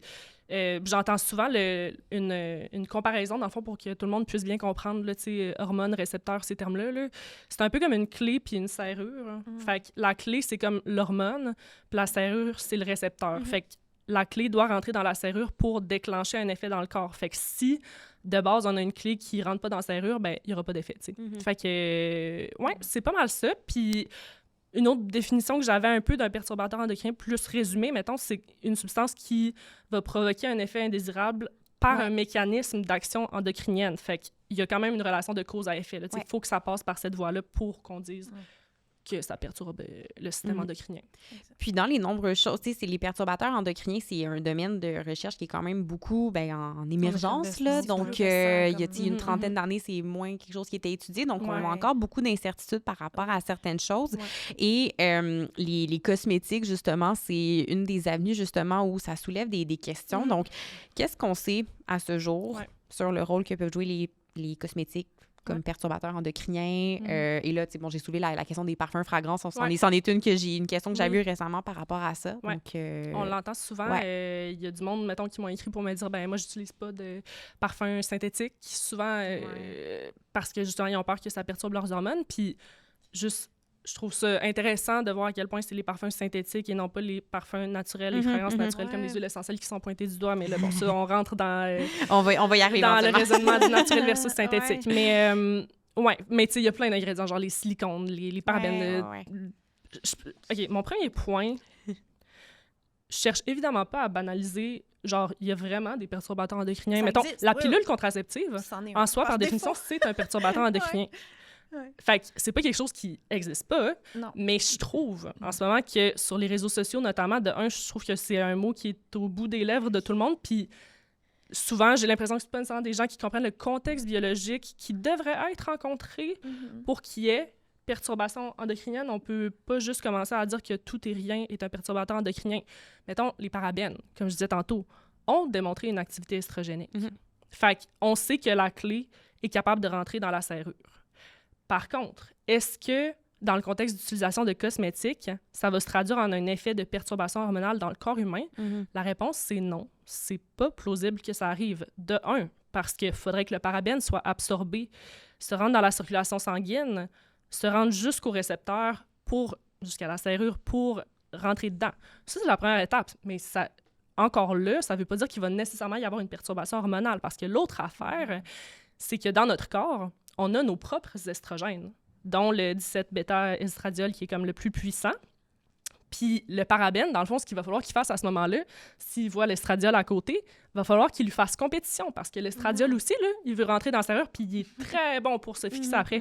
Puis j'écoutais des toxicologues sur d'autres podcasts en parler récemment puis ils disaient c'est pas pour rien que ça a été quand même difficile de trouver une substance pour créer une pilule contraceptive. Là, c'est que notre corps est très fort puis c'est très difficile d'aller à l'encontre de notre propre biologie puis de la perturber finalement. Pas pour dire que c'est pas possible, mais c'est très difficile, déjà à la base. Fait que de ma compréhension, parce que là, moi, je ne suis pas toxicologue, je suis pas endocrinologue, puis je trouve ça difficile moi-même de me prononcer sur le sujet, mais je juge vraiment que je fais de mon mieux pour rester à jour puis m'informer sur le sujet, puis je commence à peine à en parler parce que je sais aussi que c'est un sujet sensible, puis je suis sensible à ça en retour, tu sais, les problèmes de fertilité et tout, mais c'est important de bien comprendre comme le contexte pharmacologique, finalement, dans lequel il pourrait y avoir une perturbation hormonale. Et je vais faire une pause juste pour souligner le fait que même toi, qui est une chimiste avec une maîtrise, qui est dans ton travail, tu as constamment la tête dans la littérature scientifique. Même toi, tu mets une pause à une limite à ton expertise. Et j'aimerais qu'on... Je fais une pause là-dessus pour encourager les gens, justement, à porter attention, justement, que si toi, qui a une grande expertise dans le sujet, tu mets une limite par rapport à ça, de peut-être faire attention aux propos qui sont rapportés par d'autres personnes avec autant de confiance. Qui n'auraient aucun background. J'ai genre des frissons pendant que tu dis ça, parce que je suis comme... c'est genre de la musique à mes oreilles, parce que c'est tellement vrai, là, puis je dirais... Je dis pas ça pour me remonter ou whatever, mais c'est important, je pense, de reconnaître les limites de nos connaissances, nos zones d'expertise. C'est pas parce que t'es scientifique que tu peux te prononcer sur tout et n'importe quoi. Non. Puis si je peux ajouter, j'étais il y a pas si longtemps que ça à Paris avec la compagnie SVR qui vient de là-bas, puis ils se spécialisent quand même un peu dans ce domaine-là, puis ils nous ont fait une certaine présentation sur les perturbateurs endocriniens, mais effectivement, ils confirmaient que c'est plutôt récent qu'il y a un grand intérêt pour ça, là, comme on l'a dit avant, il y a 30 ans, on n'en parlait pas. Donc, tu sais, on sait certaines choses, mais il restait encore plusieurs flous à plusieurs endroits. Par contre, une chose qu'ils ont confirmée, c'est que la première voie d'exposition aux perturbateurs endocriniens, ce n'est pas les cosmétiques. Tu sais, je veux dire, ça peut être l'alimentation, l'eau qu'on boit. En fait, c'est rendu un peu partout, malheureusement. Oui, tout à fait. Mais encore là, à quel point on doit capoter, tu sais, c'est ça. C'est une question d'exposition. Là, mais j'aimerais référer nos auditeurs, auditrices, peut-être à d'autres épisodes de balado qui pourraient aller écouter, que moi-même, j'ai trouvé excessivement intéressant. Il y a le balado de Jen Novakovic, qui a le balado qui s'appelle The Echo Well, qui a fait 2 épisodes. On en a fait un super récemment avec un toxicologue et chercheur spécialisé en perturbateurs endocriniens parce que je trouve ça important quand même de trouver des personnes qui se prononcent puis notamment dans le contexte des cosmétiques, pas juste comme en règle générale, parce que c'est un contexte spécifique. Fait qu'il y en a fait un super récemment avec Chris Bourgert, puis il y en a un autre avec Lyle Burgoon en 2024. Super intéressant. Puis ça rassure beaucoup, puis je pense que ça met vraiment les choses en contexte. Puis là, les apprentissages que j'ai eus de eux, finalement, là, comme je disais, c'est pas moi la spécialiste ici, mais bon. Il faut quand même que, c'est ça, une substance ait une assez bonne affinité et puissance avec le récepteur, avec la serrure de l'hormone. Ça, c'est un des facteurs dans le contexte biologique qui doit être rencontré pour qu'il y ait perturbation hormonale. Puis l'autre facteur qui doit également être rencontré, c'est au niveau de la cinétique. Fait qu'il faut qu'il y ait suffisamment de cette substance-là pour que si elle n'a pas une très bonne affinité avec le récepteur, qu'elle puisse au moins compétitionner avec nos propres hormones. Fait que c'est comme de ce que j'ai compris de eux, puis je trouvais ça intéressant, c'est comme les bases auxquelles il faut se ramener quand on est pour parler de perturbations endocriniennes. Il faut quand même garder ça en tête, ces facteurs-là pharmacologiques qui vont influencer n'importe quelle substance dans est-ce qu'elle va vraiment perturber ou non nos hormones. Puis ça vient vraiment s'inscrire dans le contexte d'utilisation des cosmétiques. Puis comme on disait tantôt, mais l'affaire, c'est que la plupart des ingrédients cosmétiques ne seront même pas absorbés dans le corps. Fait que c'est pas parce... Si tel effet a été observé sur des cellules dans une boîte de pétri, ben ça veut pas dire que l'ingrédient va se rendre jusque-là dans notre corps, puis qu'en présence de nos hormones, il va être capable de faire compétition. Fait que, tu sais, c'est super complexe au final comme question, mais de ce qu'on sait en ce moment, il semble pas y avoir d'effet prouvé de causalité entre l'utilisation de parabènes puis, par exemple, le développement de cancer du sein. Fait que, encore là, de ce que ces toxicologues-là disent, les ingrédients dans les cosmétiques ne perturbent pas nos hormones. Ce ne sont pas des perturbateurs endocriniens. Ils vont jusqu'à cette affirmation-là. Ouais. C'est pas moi qui le dis. Je vous invite à aller écouter les épisodes, mais comme je pense que ça met quand même les choses en contexte. Oui, un cosmétique n'est pas supposé causer du tort. Donc, ça soit c'est des maladies si on se ou la ramène mort. À la base réglementaire. La base réglementaire, exactement. Pas supposé. Oui, c'est ça. Ben puis c'est des fois on a des connaissances sur un sujet qui sont à une limite, puis c'est Cynthia, ce que la conclusion que tu as nommée de quand tu étais à Paris, c'est super intéressant que oui, on a encore peut-être beaucoup de questions, mais que si les perturbateurs endocriniens nous préoccupent, ben, les cosmétiques ne sont pas notre première voie d'exposition. Non, ça peut être ton plastique chauffé au micro-ondes, par exemple. Ouais, ça pourrait être ça ta première la... source, parce que c'est ça, la majorité des ingrédients sont vraiment formulés pour rester à la surface de la peau. Parce que c'est là qu'on voit l'action cosmétique, par exemple, de je sais pas, l'acide hyaluronique. Au final, c'est toute une question de poids moléculaire, mais chaque ingrédient, même quand il est suspecté, même s'il y a un petit profil qui semble un peu plus dark, en tout cas aux yeux des consommateurs, il faut savoir que les toxicologues sont derrière ça, puis ils étudient activement à quelle concentration il n'y a pas d'effet sur la santé humaine. Puis souvent, c'est beaucoup plus bas que ce que les gens pensent. Là. Ton exemple tantôt, 10 000 fois moins, t'as dit, ou 100 fois moins. Oui, c'est ça, ils sont beaucoup moins puissants que on n'est ce pas qu'on comme pense au final. Fait que... Non, c'est ça. Puis également... En plus, justement, mettons, les doses maximales autorisées de certains ingrédients prévoient une large marge de sécurité pour que, pour que même si on utilise plusieurs produits qui contiennent le même ingrédient, donc le fameux effet cocktail dont on entend souvent parler, on reste tout de même, c'est quelque chose qui est pris en considération par les scientifiques qui fixent ces doses-là, qui évaluent la sécurité en fonction de notre exposition. On reste en dessous de toute dose qui pourrait commencer à être nocive pour la santé. Nocive, ça serait genre, tu manges 50 pots de crème dans une journée avec l'ingrédient problématique. Puis tu le manges, tu sais. Oui, tu le manges. Tu le manges, tu en manges 50. Là, on s'entend versus une application. Fait que, c'est comme ça que c'est calculé. Vraiment, les ingrédients, il faut pouvoir les manger pour les mettre sur Non, prenez pas cette phrase de moi. Puis si on revient aux parfums, aux fragrances, ça, qu'est-ce qu'on pense de ça? Les gens, ils semblent en avoir plus peur parce qu'ils vont dire que c'est opaque. Cette industrie-là du parfum, les parfums qui sont mis dans les cosmétiques, ils vont dire, entre autres, beaucoup, c'est que c'est pas décrit là, dans la formule. On n'a pas l'information en tant que consommateur. Qu'est-ce qui compose le parfum comme tel? On n'a pas l'information. Fait qu'il y en a qui trouvent ça vraiment suspect. Puis oui, il y a le côté naturel versus synthétique, alors que oui, des odeurs naturelles pourraient avoir aussi une activité sur les hormones ou la santé. Les huiles essentielles, c'est un bon exemple. souvent, c'est elles qui contiennent notamment le limonène, le linalool, qui sont comme des composés quand même souvent allergènes, puis que les gens vont chercher à éviter. C'est dans les huiles essentielles qu'on retrouve ça, pas dans les parfums synthétiques. T'as des huiles essentielles abortives aussi. Il y en a qui ont vraiment un effet sur le corps. C'est puissant, la nature, en fait. Personne ici va dire que c'est pas puissant. C'est juste de dire, bon, ça c'est bien, ça c'est mal. C'est là que je pense que nous, on n'est pas d'accord. Fait que oui, les parfums synthétiques, la plupart du temps, sont les plus pointés du doigt pour perturbations hormonales, etc. On entend du monde, justement, sans formation scientifique, dire sur les réseaux sociaux, telle affaire perturbe tes hormones. c'est assez choquant là, d'entendre quelqu'un qui n'a pas de formation scientifique dire ça. Puis c'est pas parce qu'on a une formation scientifique qu'on peut dire tout et n'importe quoi, mais bref. Les parfums, c'est ça. Comme disait Cynthia, on n'a pas la transparence de l'industrie, on n'a pas toute la liste des ingrédients. Là, j'ai déjà expliqué un peu sur mes réseaux sociaux pourquoi. Parce que c'est correct de se poser la question, c'est vrai là, que c'est louche, mais dans le fond, c'est pas parce qu'on vous cache un grand secret. En fait, bon, tout d'abord, la recette des parfums, tu sais, chaque parfum a vraiment une formule unique à certaines concentrations, puis même si puis il peut y avoir des milliers de substances, des fois, dans les parfums, là, la plupart du temps, entre une dizaine puis une centaine, mettons, là, pour créer une belle odeur. C'est toute une science, c'est tout un art, là, je dirais même, la science des parfums. Donc, c'est ça, c'est quand même une recette spécifique qu'on cherche à rendre secrète. C'est comme la recette de Coca-Cola. C'est pour ça que c'est pas divulgué, de un. De deux, c'est aussi parce que ça ferait des listes. Je veux dire, c'est écrit blanc sur noir sur le site de Santé Canada. Les listes seraient sans fin. Là, ça serait un papyrus. Là. Genre, ça n'aurait pas de bon sens. Puis, est-ce que ça serait vraiment pertinent au final pour nous, en tant que consommateurs, de consulter ça? Je ne sais pas à quel point, parce que ça serait un peu overwhelming. Les parfums, à l'international, la majorité des parfums qui sont produits à l'international vont suivre les standards de IFRA, là, qui est comme la International Fragrance, je me souviens pas quoi, là, en tout cas, whatever. Puis ça régit justement la sécurité, l'innocuité des fragrances. Fait que n'importe quelle grosse compagnie va s'approvisionner auprès d'un distributeur qui suit les normes, les standards IFRA, qui en assure la sécurité. Là, il y a vraiment des composés qu'on sait qui pourraient être néfastes puis qui sont interdits dans les parfums. C'est réglementé aussi, comme le ça. reste.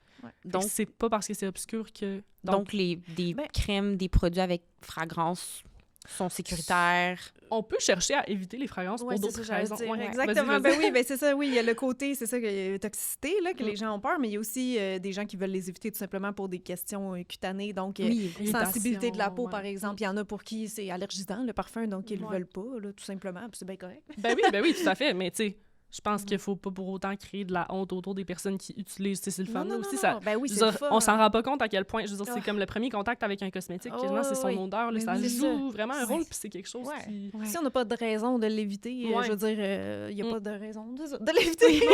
Si toi, tu sais que t'es pas allergique. Il y a des parfums qui sont formulés pour pas contenir des substances qu'on sait qui vont souvent être allergènes. C'est vrai. Pour les rendre le moins allergènes possible. Donc, si on évite les produits avec fragrance pour des raisons cutanées, parce qu'on réagit plus. Moi, je sais que je suis très sensible aux odeurs. Une crème peut me donner un gros mal de tête. Donc, souvent, je m'en sers pas pour ça. Mais quelqu'un qui aime ça, puis pour des raisons de santé, tu voudrais les aider, tu peux les aider. Oui, totalement. Puis ça, c'est une allégation, mettons, sans fragance qui me dérange pas parce que il y a beaucoup de gens qui recherchent ça pour des raisons valides. Bon, ben super. Ça, c'est Tigidou. Et je veux... ça fait quelques fois, justement, on nomme parfum synthétique, parfum naturel. Et ça m'amène à mon argument fallacieux préféré à déconstruire, l'appel à la nature. Et la grosse question de est-ce qu'on est mieux d'aller vers des cosmétiques naturels versus synthétiques?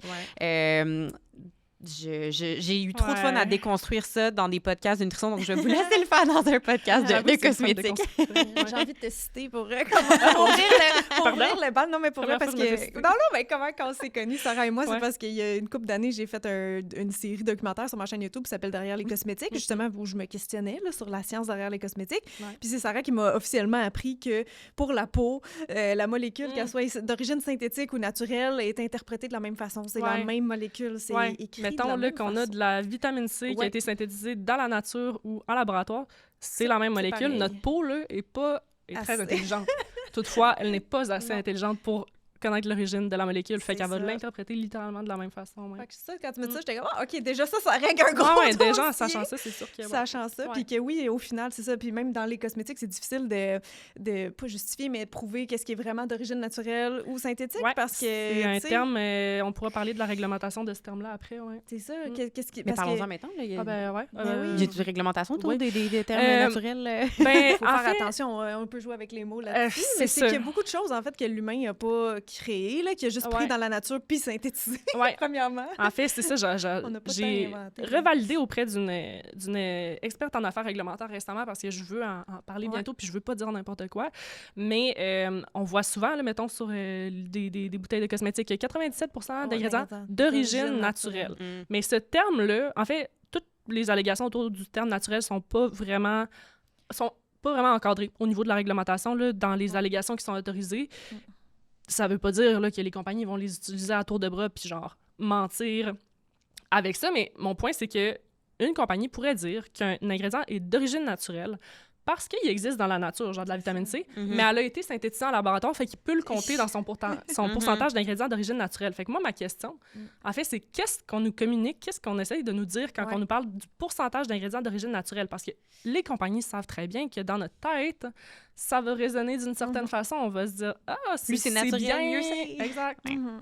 Alors que dans les faits, ben c'est ça. Il y a comme peut-être un petit manque de réglementation autour de ça, puis il y a comme des zones grises, mettons. Oui, c'est ça. Quelle est la pertinence de le dire si, justement, c'est interprété en plus de la même façon par la peau, là? Moi, je travaille avec différentes compagnies de cosmétiques, puis oui, c'est tout ce qui est green, clean, etc., c'est vraiment dans le marketing de l'heure, tu sais. Fait que des fois, ils ont des demandes, il y a des choses que je refuse, tu sais, de dire, mais il y en a que, tu sais, ça me dérange pas au pire de caler telle affaire, là.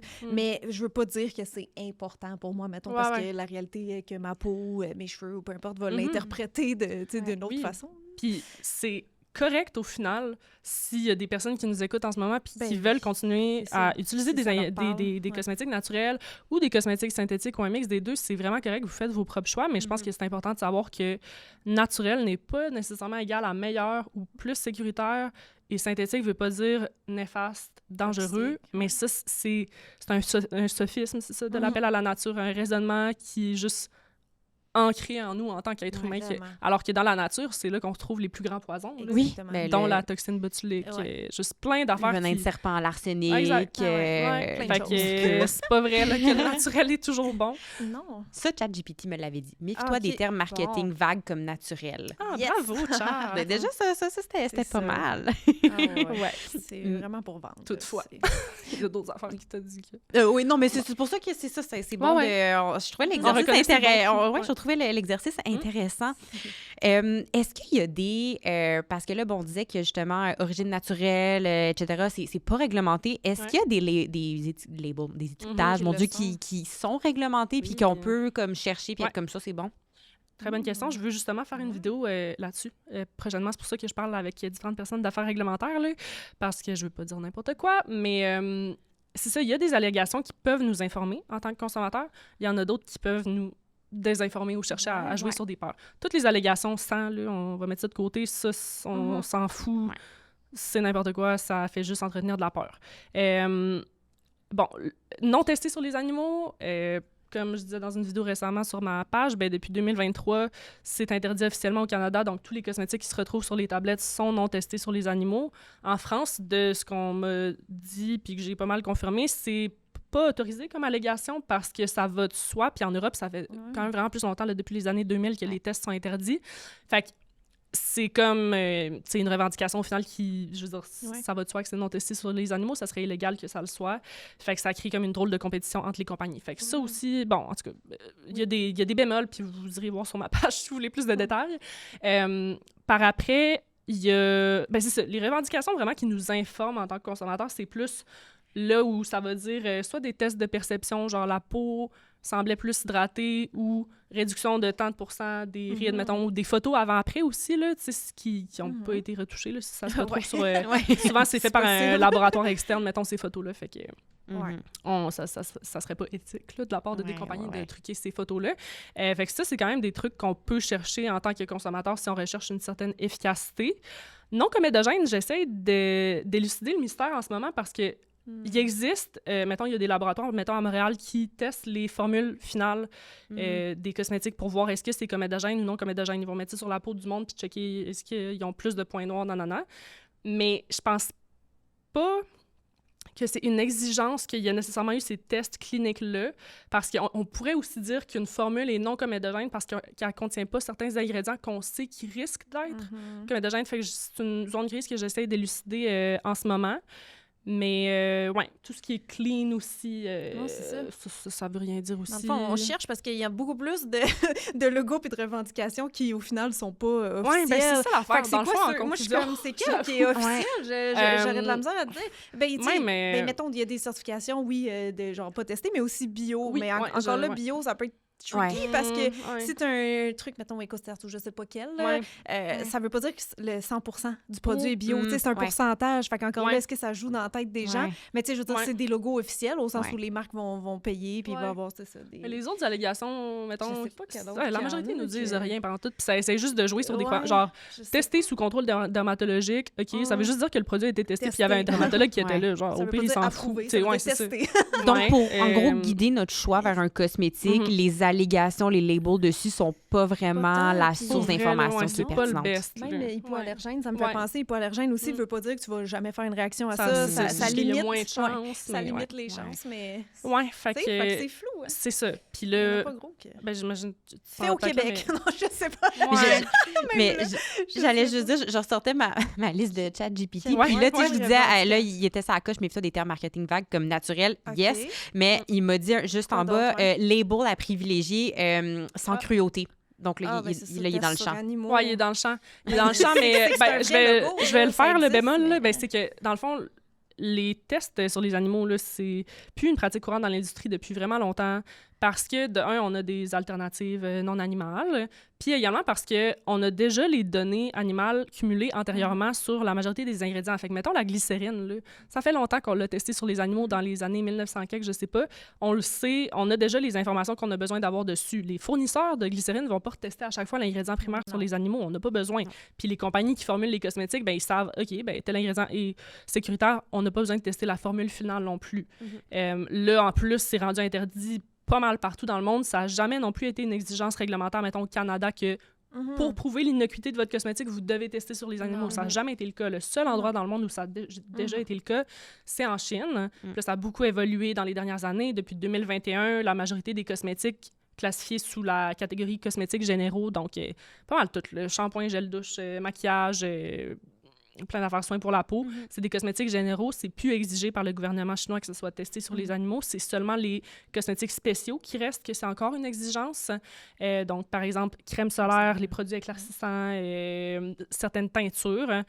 Puis, comment ça va fonctionner à ce moment-là, c'est que la compagnie va devoir envoyer, mettons, un échantillon à un laboratoire chinois qui, eux, vont conduire les tests. Fait que ben, tu sais, je veux dire, au final, ça fait en sorte que la compagnie conduit des tests, mais juste savoir que comme c'est pas elle qui a les laboratoires où ils testent sur les animaux. Fait que je comprends pas mal ça, le bémol. Fait que ces logos-là, moi, honnêtement, dans ma vidéo YouTube que j'ai fait récemment, j'essayais de voir s'il y avait peut-être un petit business derrière ça, comme on avait parlé dans notre vidéo. Là. Faut payer pour avoir ces logos-là. C'est pas aussi cher que ce que je pensais, mais il reste que, je me souviens pas c'est lequel des deux, mais il y en a un que c'est comme le prix que ça va coûter à la compagnie est en fonction des ventes annuelles de la compagnie. Fait que genre, essayez pas de me faire croire qu'il y a pas un petit côté business derrière ça. Là. Genre, vous savez clairement.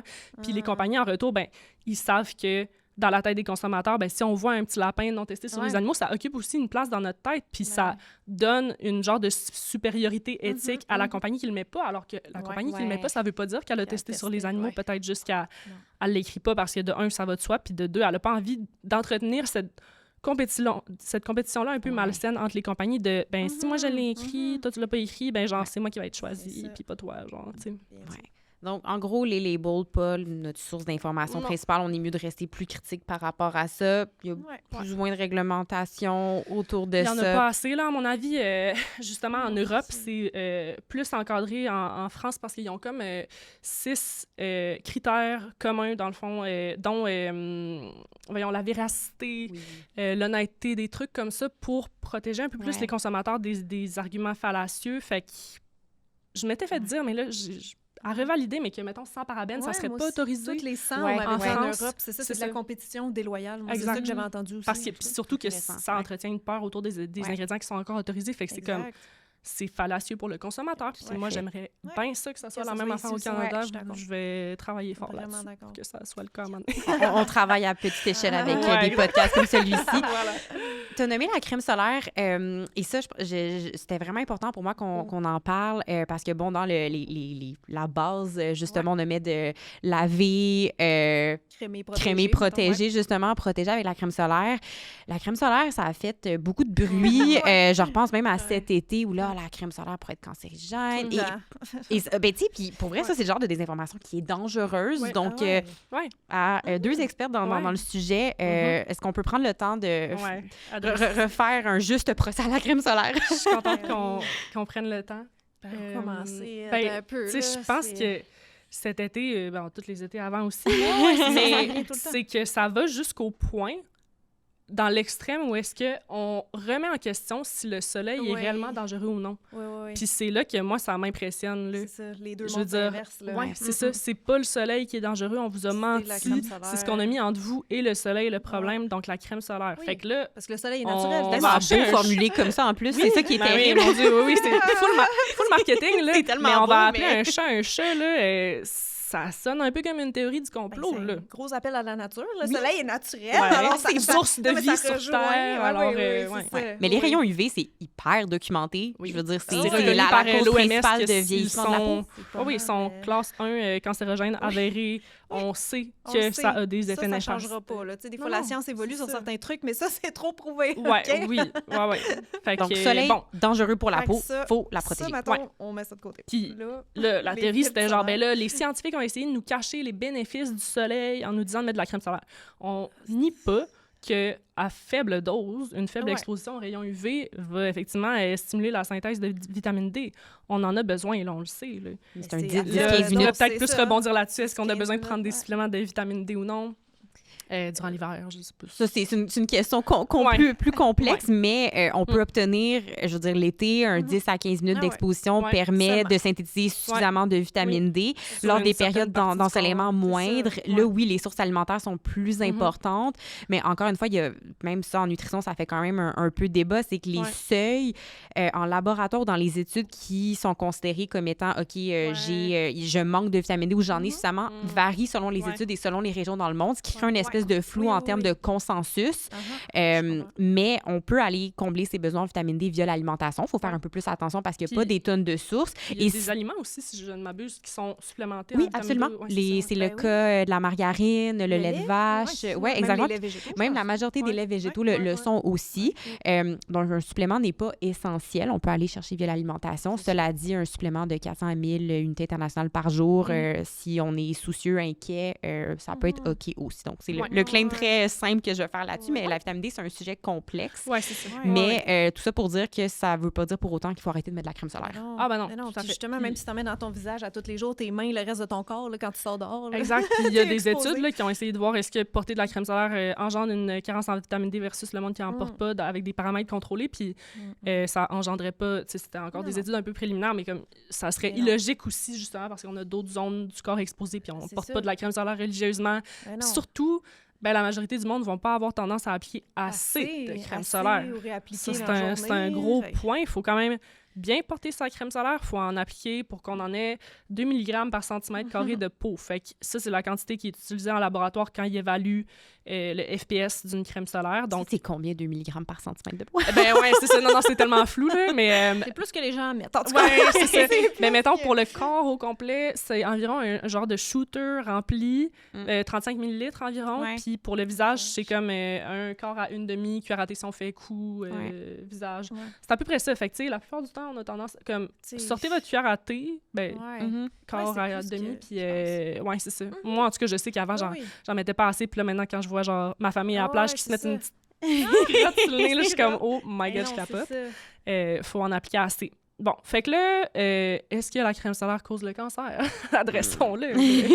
Le mouton noir dans la salle. La réponse est non. Ça n'a pas été... c'est pas appuyé par des données scientifiques. Il y a eu beaucoup de peur autour des filtres C'est ça. synthétiques, organiques, chimiques aussi, que le monde appelle, même si tout est chimique, versus les filtres physiques ou minéraux. Mais encore une fois, ben, selon les doses auxquelles on les utilise, ils sont d'un super performants, les filtres, peu importe le type de filtre qu'on va ça. utiliser, peu importe la famille, et demeurent également sécuritaires. Là, bon, l'origine du mythe, à la base, c'était comme, ben là, on observe qu'il y a une hausse des cancers de la peau, puis il y a une hausse de l'utilisation de crème solaire. Ouais. Fac, nécessairement, c'est la crème solaire le problème. Mais ça, c'est une corrélation, c'est pas un lien de causalité. Puis on pourrait dire que l'été, genre, il y a un exemple souvent qui est donné que comme il y a plus de crème glacée qui est mangée l'été, puis il y a plus d'attaques faites par les requins. Donc, on pourrait penser, comme mon Dieu, manger de la crème Ouais. glacée, ça augmente les attaques pour les Exact. requins, mais c'est qu'il y a une variable confondante en milieu qui s'appelle « c'est l'été ». C'est ça. On se baigne plus, on mange plus de Exactement. crème glacée. Voilà. Donc, il y a plusieurs facteurs autres que la crème solaire qui expliquent la hausse des cas de cancer. D'un, on a quand même une population vieillissante, donc le cancer, on sait que c'est une maladie qui se manifeste quand on vieillit, donc c'est pour ça qu'il y a une hausse également. Puis c'est ça l'affaire aussi, là, c'est que le cancer de la peau, il est un peu il est très sournois, puis le soleil aussi, parce que c'est pas tout de suite qu'on va observer les effets néfastes de notre exposition au soleil. Ça se peut que ça soit dans des décennies, là, que ça soit dans 10-20 ans. Oui, puis ça se peut-tu aussi que le monde en a moins peur que les autres types de cancers, vu que c'est souvent traitable, pas toujours, pas toujours, c'est mais quand même banalisé, puis je veux dire, les mélanomes, c'est quand même assez sérieux là, comme cancer, puis ça peut se métastaser. Non, mais j'ai l'impression que versus un cancer du poumon ou quelque chose, le monde a peut-être moins peur parce que c'est vrai qu'il y en a plusieurs qui vont être traitables. Mais il y a certainement une banalisation de ça, puis banalisation des coups de soleil aussi, puis de l'exposition au soleil en général, puis un autre facteur qui explique également la hausse des cas de cancer, c'est que nos habitudes d'exposition au soleil ont beaucoup changé, puis la crème solaire souvent va être utilisée comme permission de s'exposer au soleil longtemps, puis c'est ça. Je pense que c'était une des premières études où il y avait eu justement une corrélation observée entre le monde utilise plus de crème solaire, puis ils ont plus de cancer que ceux qui en utilisaient pas. Mais justement, c'est parce que ces personnes-là ont mis la crème solaire, ils l'ont mal appliquée, ils en ont pas mis assez. Fait qu'ils étaient au final beaucoup plus exposés aux rayons UV que les personnes qui n'ont pas mis de crème solaire puis qui ne sont pas allées au soleil, donc qui ont eu plus de cancer au final. Mais ça ne veut pas dire que c'est la crème solaire qui l'a causé, ce cancer-là. De ce qu'on sait, les ingrédients qui sont présents dans les crèmes solaires ne sont pas cancérigènes, ne vont pas aller agir à travers des mécanismes qui pourraient déclencher des cancers. Ce qui peut le faire, par contre, c'est les rayons UV. Fait que, comme, mettez votre crème solaire, puis la crème solaire n'a pas besoin non plus d'être la seule ligne de défense. Là, il peut aussi avoir chercher l'ombre, éviter le soleil quand il est à son pic. Oui, il y a plein d'autres méthodes. Puis ça me fait penser à un truc, je pense que c'est de toi que j'avais pris cette phrase-là, mais que une peau bronzée, c'est une peau abîmée. Et il y a beaucoup justement cette valorisation de l'été, comment avoir un beau tan. Puis je me souviens sur ta page, Sarah, tu avais un peu répondu à une vidéo d'Elisabeth Rioux qui partageait ses trucs pour avoir un beau bronzage. Une démarcation de bronzage, Oui, c'était full la mode cet été. Puis à chaque été, il y a une nouvelle tendance autour du bronzage, mais je pense qu'il faut vraiment reconnaître le fait que c'est super valorisé dans la société d'avoir, dans notre société en tout cas, d'être bronzé, puis on aime ça, puis c'est signe qu'on est en santé, puis je pense vraiment qu'on a tendance à croire qu'un bronzage aussi, que ça protégerait du soleil, alors que dans les faits, ça... J'ai tellement pensé genre je vais... Aller au salon de bronzage avant un voyage. Avant d'aller dans le sud, aller me faire rôtir sous une...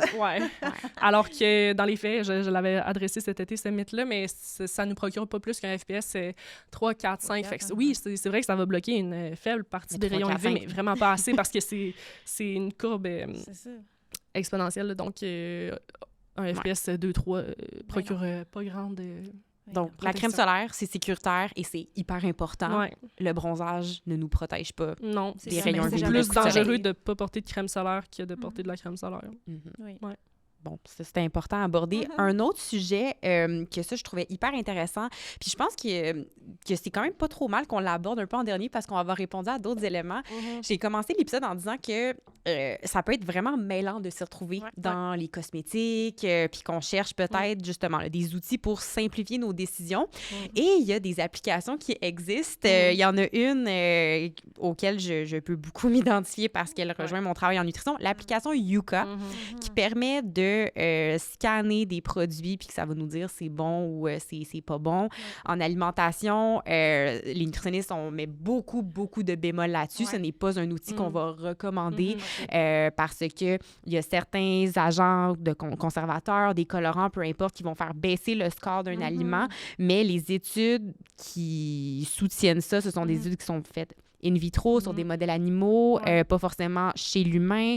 Ça tient pas compte de nos goûts, de l'accessibilité. Il y a des très bons produits qui sont très pertinents d'un point de vue nutritionnel, mais qui vont être mal classés par ceux qui sont riches en lipides. Je me souviens, par exemple, d'une barre granola qui contient des dattes, des noix, qui sont des aliments super nutritifs, mais qui va être mal coté justement parce que c'est riche en gras et en sucre. Donc, bref, tout ça pour dire que cette application-là, côté nutrition, on ne la recommande pas. Elle est très problématique. Et elle est aussi utilisée en cosmétique. Donc là, je vais vous entendre là-dessus. Moi, je suis contente de t'avoir entendu du côté nutrition parce que je le connaissais pas, je l'utilise pas, cette app-là, moi, mais je me demandais, puis je me doutais que ça serait peut-être un peu le même principe. Puis de la façon que tu en parles, nous, c'est la même chose côté cosmétique qu'on observe, là. Donc, Ouais, le des terme ingrédients... problématique me rejoint énormément. Là, si j'avais à définir cette application, moi, ça serait ça. C'est ça. Problématique à bannir. Même principe. J'irais jusque-là. Ingrédients démonisés, pris Ouais. hors contexte. Oui, mais c'est ça. Je pense que c'est intéressant, tu sais, ton point que les consommateurs sont à la recherche d'outils pour se guider, parce qu'au final, là, c'est tellement logique de... Je veux dire, il y a trop d'informations. On est dans une infodémie. Il y a tellement d'informations contradictoires. On a peur. Puis on a tellement de choix. On veut juste simplifier nos choix. On veut juste que quelque chose ou quelqu'un nous enlève un poids des épaules. Tu sais. Puis ces applications-là, je pense qu'ils ont compris beaucoup de choses. Puis le principe de base, justement, de répondre à ce besoin-là est super intelligent. Par contre, la façon que ces applications-là ont été conçues est excessivement problématique. Ouais. Puis critiquée par énormément de scientifiques aussi. On n'est pas les seuls à mettre ça de l'avant. Puis c'est dur, justement, tu sais, d'essayer de remettre les pendules à l'heure par rapport à ces applications-là, parce que, justement, pour les consommateurs, pour plusieurs, c'est un outil super pratique, puis qui leur donne vraiment l'impression de faire des choix plus éclairés. Puis c'est ça, la promesse de ces applications-là. Récemment, là, je me suis abonnée au courriel de Yuka juste par curiosité. J'ai fait pareil il y a quelques années. Fait que là, récemment, je vois genre Yuka. Fait que là, j'ouvre, puis là, ça dit « Bonjour, Sarah. Notre mission chez Yuka, c'est vraiment de permettre aux consommateurs de faire des choix plus éclairés. » Puis en mettant à leur disposition des informations fiables, c'était genre formulé exactement comme moi je le formule. Puis j'étais comme « Voyons, ils ont-tu repris? Genre, c'est ma mission également. » Pourtant, c'est drôle à quel point je vois pas les choses de la même manière que Yuka, tu sais. Fait que c'est vraiment ça, la promesse de ces applications. C'est comme, vous êtes mêlés, vous savez plus trop vers quoi vous tournez pour faire vos choix. Vous méfiez peut-être des compagnies cosmétiques, des gouvernements, des vendeurs aussi de cosmétiques. Ben utilisez-moi au bout de vos doigts. Vous allez avoir quelque chose qui vous aide à faire des choix plus éclairés. Fait qu'ils répondent nécessairement à un énorme besoin chez les consommateurs. Ils ont compris ça, là. Exact. Puis on dirait que les consommateurs, ils se questionnent pas sur la neutralité de l'application. C'est ça l'affaire que je trouve. C'est ça. Puis pourquoi c'est la référence? Pourquoi c'est que... ça? Je sais pas. Ouais. Puis... Je sais pas. Bon, OK. Qu'il y a Plusieurs d'autres problèmes avec cette application-là, justement, comme on en Nommons-les. parlait. Bon, ben tout d'abord, oui, c'est bien d'obtenir des informations, mais qu'est-ce qui se passe quand les informations qui nous sont véhiculées ne sont pas 100% neutres, nuancées, mises en contexte et fiables, finalement? Parce que ces applications-là, bon, je dis ces applications parce qu'il y a Yuka, mais il y a aussi la base de données du EWG. Il y en a quelques-unes, là. Ils se donnent une apparence vraiment scientifique. Puis ils sont super bonnes pour faire ça. Ils vont mettre plein de références, plein de rapports qui ont été faits. Puis tu sais, ben, je pense pas qu'ils les inventent, là. En tout cas, j'en ai jamais vu qui semblent être inventés. C'est vraiment des rapports qui existent. Par contre, il faut savoir que un même rapport peut être interprété très différemment par une personne biaisée versus une personne pas biaisée. Puis un des premiers problèmes avec Yuka, c'est que, bon, d'un, ils vont faire du picorage ou du cherry-picking, fait qu'ils vont sélectionner certaines informations, les mettre de l'avant pour que ça fitte un peu avec le discours qu'ils veulent mettre de l'avant, ou pour sensationnaliser une certaine information, la rendre plus épeurante que ce qu'elle est vraiment. Fait que souvent, on va pas avoir une transparence à 100% sur l'information qui nous est relayée en tant que consommateur. Même si la source est là, je vais donner un exemple concret. Là. Dans ma première vidéo que j'avais faite sur Yuka, je parlais des sels d'aluminium. Puis dans le fond, sur la page des sels d'aluminium, ils disent, bon, perturbateur endocrinien potentiel, nanana, pourrait causer le cancer, blablabla. Puis ils citent dans leur source le rapport de 2023 du comité scientifique, le SCCS en Europe, qui évalue la sécurité des ingrédients cosmétiques notamment. Fait que la source est à jour. Par contre, ce qui est écrit dans le texte que le consommateur va lire, c'est en 2020, le SCCS avait émis un rapport, ce qui est vrai, il y en avait aussi fait un en 2020. Puis ça dit que bon, les experts avaient évalué que c'était sécuritaire dans l'utilisation d'antidorifiques pour les consommateurs. Puis là, après, Yuka dit « Toutefois, en 2021, il y a une étude qui a été faite sur des cellules in vitro qui a confirmé leur dangerosité. Donc voilà, non, c'est néfaste. » Pourtant, ce qui est vraiment très drôle, c'est que vraiment, c'est le rapport de 2023 qui est cité du SCCS. Puis dans ce rapport-là, ils ont évalué, ils ont pris considération de cette étude-là de 2021, puis ils ont dit, ben malgré cette étude-là, on préserve la même position, ça demeure sécuritaire. Fait que pourquoi est-ce que Yuka a présenté l'information comme ça? Moi, c'est ça que je critique, là. Ouais, c'est que c'est un ramassis d'articles. Clairement, vous êtes extra biaisé, là. First. Deuxièmement, si la mission de ces applications-là était vraiment juste d'informer les consommateurs, alors pourquoi avoir créé un système de notation qui va de 0 à 100? C'est là le problème aussi, là. Si on cherche... À partir du moment où on commence à donner une note de 0 à 100 en termes de sécurité à un cosmétique, on n'est plus dans la science. On est dans la pseudo-science, on est pas dans un modèle robuste. Là. Puis, on dit j'ai tellement de choses à dire. C'est un gros sujet, Yuka, là. Tu sais, ces applications-là, donc, en disant que, en prétendant pouvoir évaluer la sécurité d'un cosmétique sur la base de sa liste d'ingrédients qu'on va scanner, clairement, là, on est complètement à côté de la traque. On prend donc pas en considération le principe dont on parlait plus tôt, que le risque est égal au danger fois l'exposition. À quelle dose est-ce qu'on va être exposé de cet ingrédient-là, puis par quelle voie d'exposition on le met sur notre peau. C'est pas la même chose que des rats qui ont ingéré 37 fois cette dose-là dans une étude. Puis c'est pas pour... Genre, ces données-là sont super importantes pour nous dans notre évaluation du risque, mais c'est pas la même chose. Il y a pas la même... C'est pas significatif biologiquement, là. Dans le corps humain, ça se traduit pas comme ça. Fait que... c'est ça, c'est l'autre problème. Ah oui. Donc, en gros, Yuka, moi, je le déconseille pour l'alimentation et vous le déconseillez pour les cosmétiques. Tout à fait déconseillé. Puis, si je peux me permettre d'ajouter une dernière chose, je trouve que ces applications, en fait, s'assoient sur la prémisse excessivement problématique que ça reviendrait aux consommateurs de se défendre puis de se protéger. Ça remet dans les mains du consommateur la responsabilité de se protéger de des substances nocives qui seraient dans les cosmétiques parce que la réglementation ne s'occupe pas de ça. Les gouvernements ne sont pas là pour vous protéger. C'est à vous, individuellement, de vous protéger. Ça, là, ça alimente vraiment, à mon avis, une pensée complotiste, qui est que les grosses compagnies cosmétiques méchantes, vous devez vous en protéger, essayez de trouver, grâce à nous, on est la solution à tous vos problèmes, les sauveurs, on va vous garder en santé en vous conseillant de prendre un produit plutôt qu'un autre. Puis je trouve ça capoté, en tout cas. Puis quand j'étais cosméticienne, ça m'est arrivé là, qu'il y avait, mettons, une cliente qui était arrivée puis elle était genre « Hey, là, je viens de scanner avec Yuka, genre le lait démaquillant que j'utilise depuis 7 ans, je l'aime full. » Puis là, ça met une note de genre 10 sur 100. Qu'est-ce que je fais? Genre, là, la cliente était vraiment... Puis en plus, ce qui est vraiment drôle, c'est que Yuka propose toujours un produit alternatif. Super louche. Était comme, là, je suis supposée d'acheter ce produit-là qui a une meilleure cote, genre, de comme 90 sur 100, ça va-tu vraiment être plus sécuritaire? Genre, ces applications-là font juste entretenir l'idée que certains cosmétiques seraient dangereux puis d'autres seraient sécuritaires, alors que, comme on a vu durant tout l'épisode, c'est vraiment plus nuancé que ça, puis c'est encadré par une réglementation, puis il y a de la science derrière ça. Puis comme tu as dit, ça fait 7 ans qu'elle utilise le produit. Donc, si c'était si problématique que ça, avec sa note de 0 sur 100, je dirais, si elle te semblait en santé devant toi, non, je niaise. Mais oui, le cherry picking, ça génère, c'est ça. Ça alimente l'anxiété du consommateur. Puis moi, quand je l'avais testé, je me suis forcée à l'utiliser pour derrière les cosmétiques, en faire l'essai. Puis comme tu as dit, Sarah, il y a d'autres applications qui offrent systématiquement... comment dire? En tout cas, qui offrent le même genre de... Ils ont un peu le même d'analyse. principe. Moi, j'imagine qu'ils ont tous créé leur propre système de notation, mais c'est ça, ma question, c'était genre, OK, mon nettoyant, quand je le scanne avec Yuka, ça me donne telle note. Quand je le scanne avec telle autre app, ça me donne une meilleure note, puis avec une autre app, ça me donne encore une note différente. Fait que c'est juste, pour le consommateur, je me dis, genre, à quelle app tu te fies, là, tu sais, pourquoi Yuka serait plus scientifique que les autres? Alors qu'ils sont toutes pas, mettons ça au clair. C'est ça. Mais, oui, mais je pense que c'est même écrit. C'est un bon point. C'était Pierre-Marc qui avait dit ça dans un TikTok, mais là, j'ai pas mon sel sous les yeux, là, mais il me semble que quand tu ouvrais Yuka, il y avait vraiment comme un petit disclaimer en bas qui disait que c'était comme leur opinion sur la science. Donc déjà, quand on parle d'opinion sur la science, c'est ça. Comme tu disais, c'est un peu comme il y a une réglementation en place, puis ça, c'est comme si ça fait fi de ça. Ça contourne ce que des métiers, en fait. C'est ça, à la limite, ça contourne, ça remet en question. En fait, c'est insultant. C'est insultant pour les scientifiques qui travaillent dans cette industrie qui, eux aussi, utilisent des cosmétiques, puis ils veulent pas, genre, s'intoxiquer eux-mêmes ni leur santé, puis ils travaillent fort, les toxicologues, etc., pour s'assurer que les cosmétiques, dans le contexte où est-ce qu'on les utilise, vont demeurer sécuritaires. Fait que c'est fou de voir des applications qui arrivent puis qui sont genre...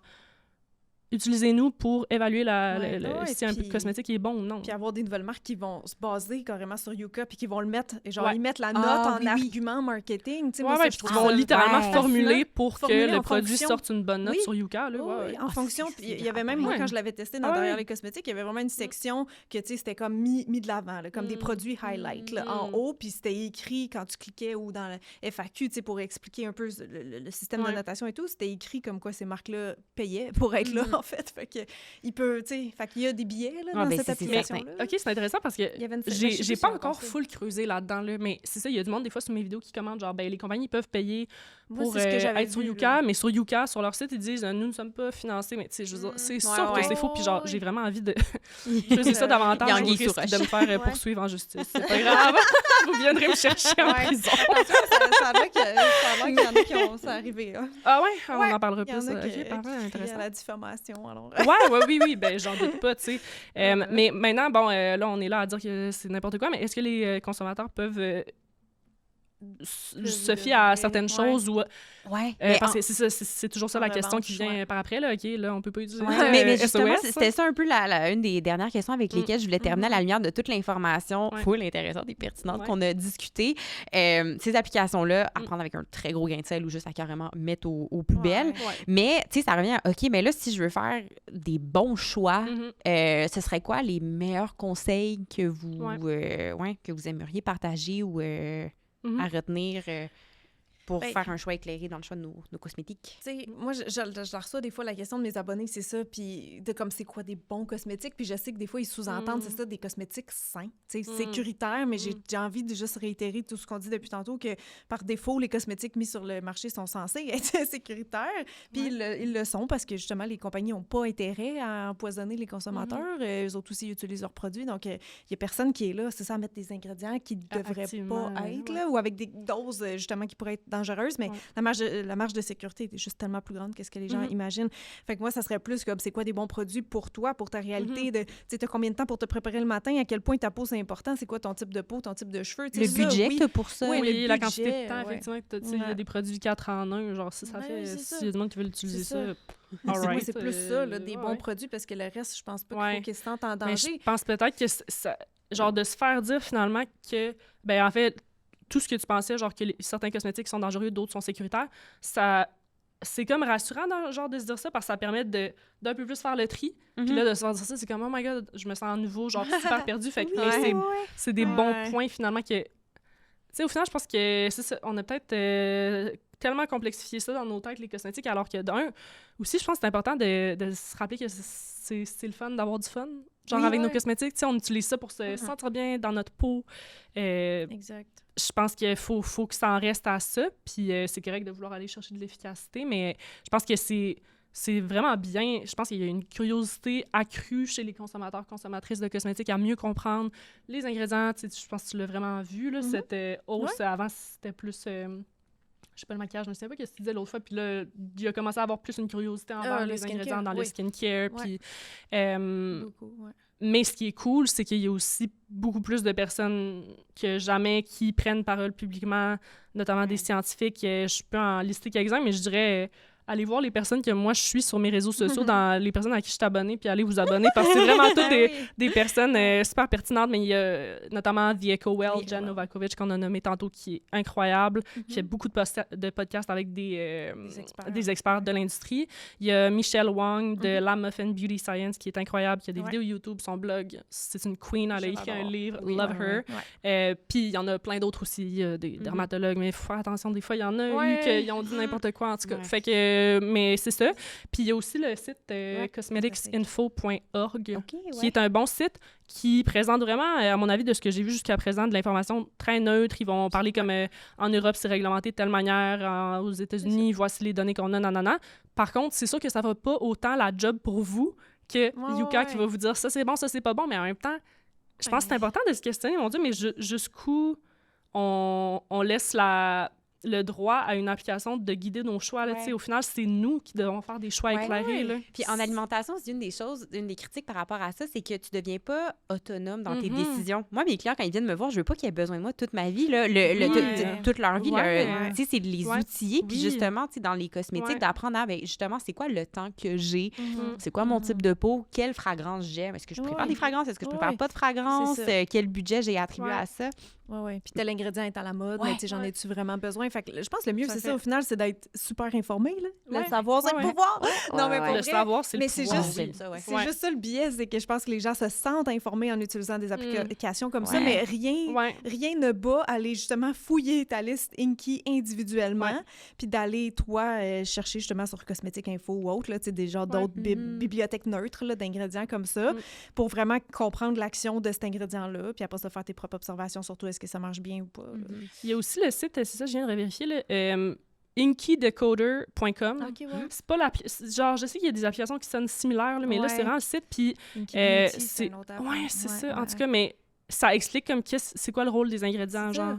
Ouais. Fait que ça aussi, c'est quand même... intéressant. Ben Ouais, c'est ça, genre ouais. acide glycolique, ça explique un peu nanana. Je trouve ça bien aussi comme site parce que Génial. c'est pas Ouais.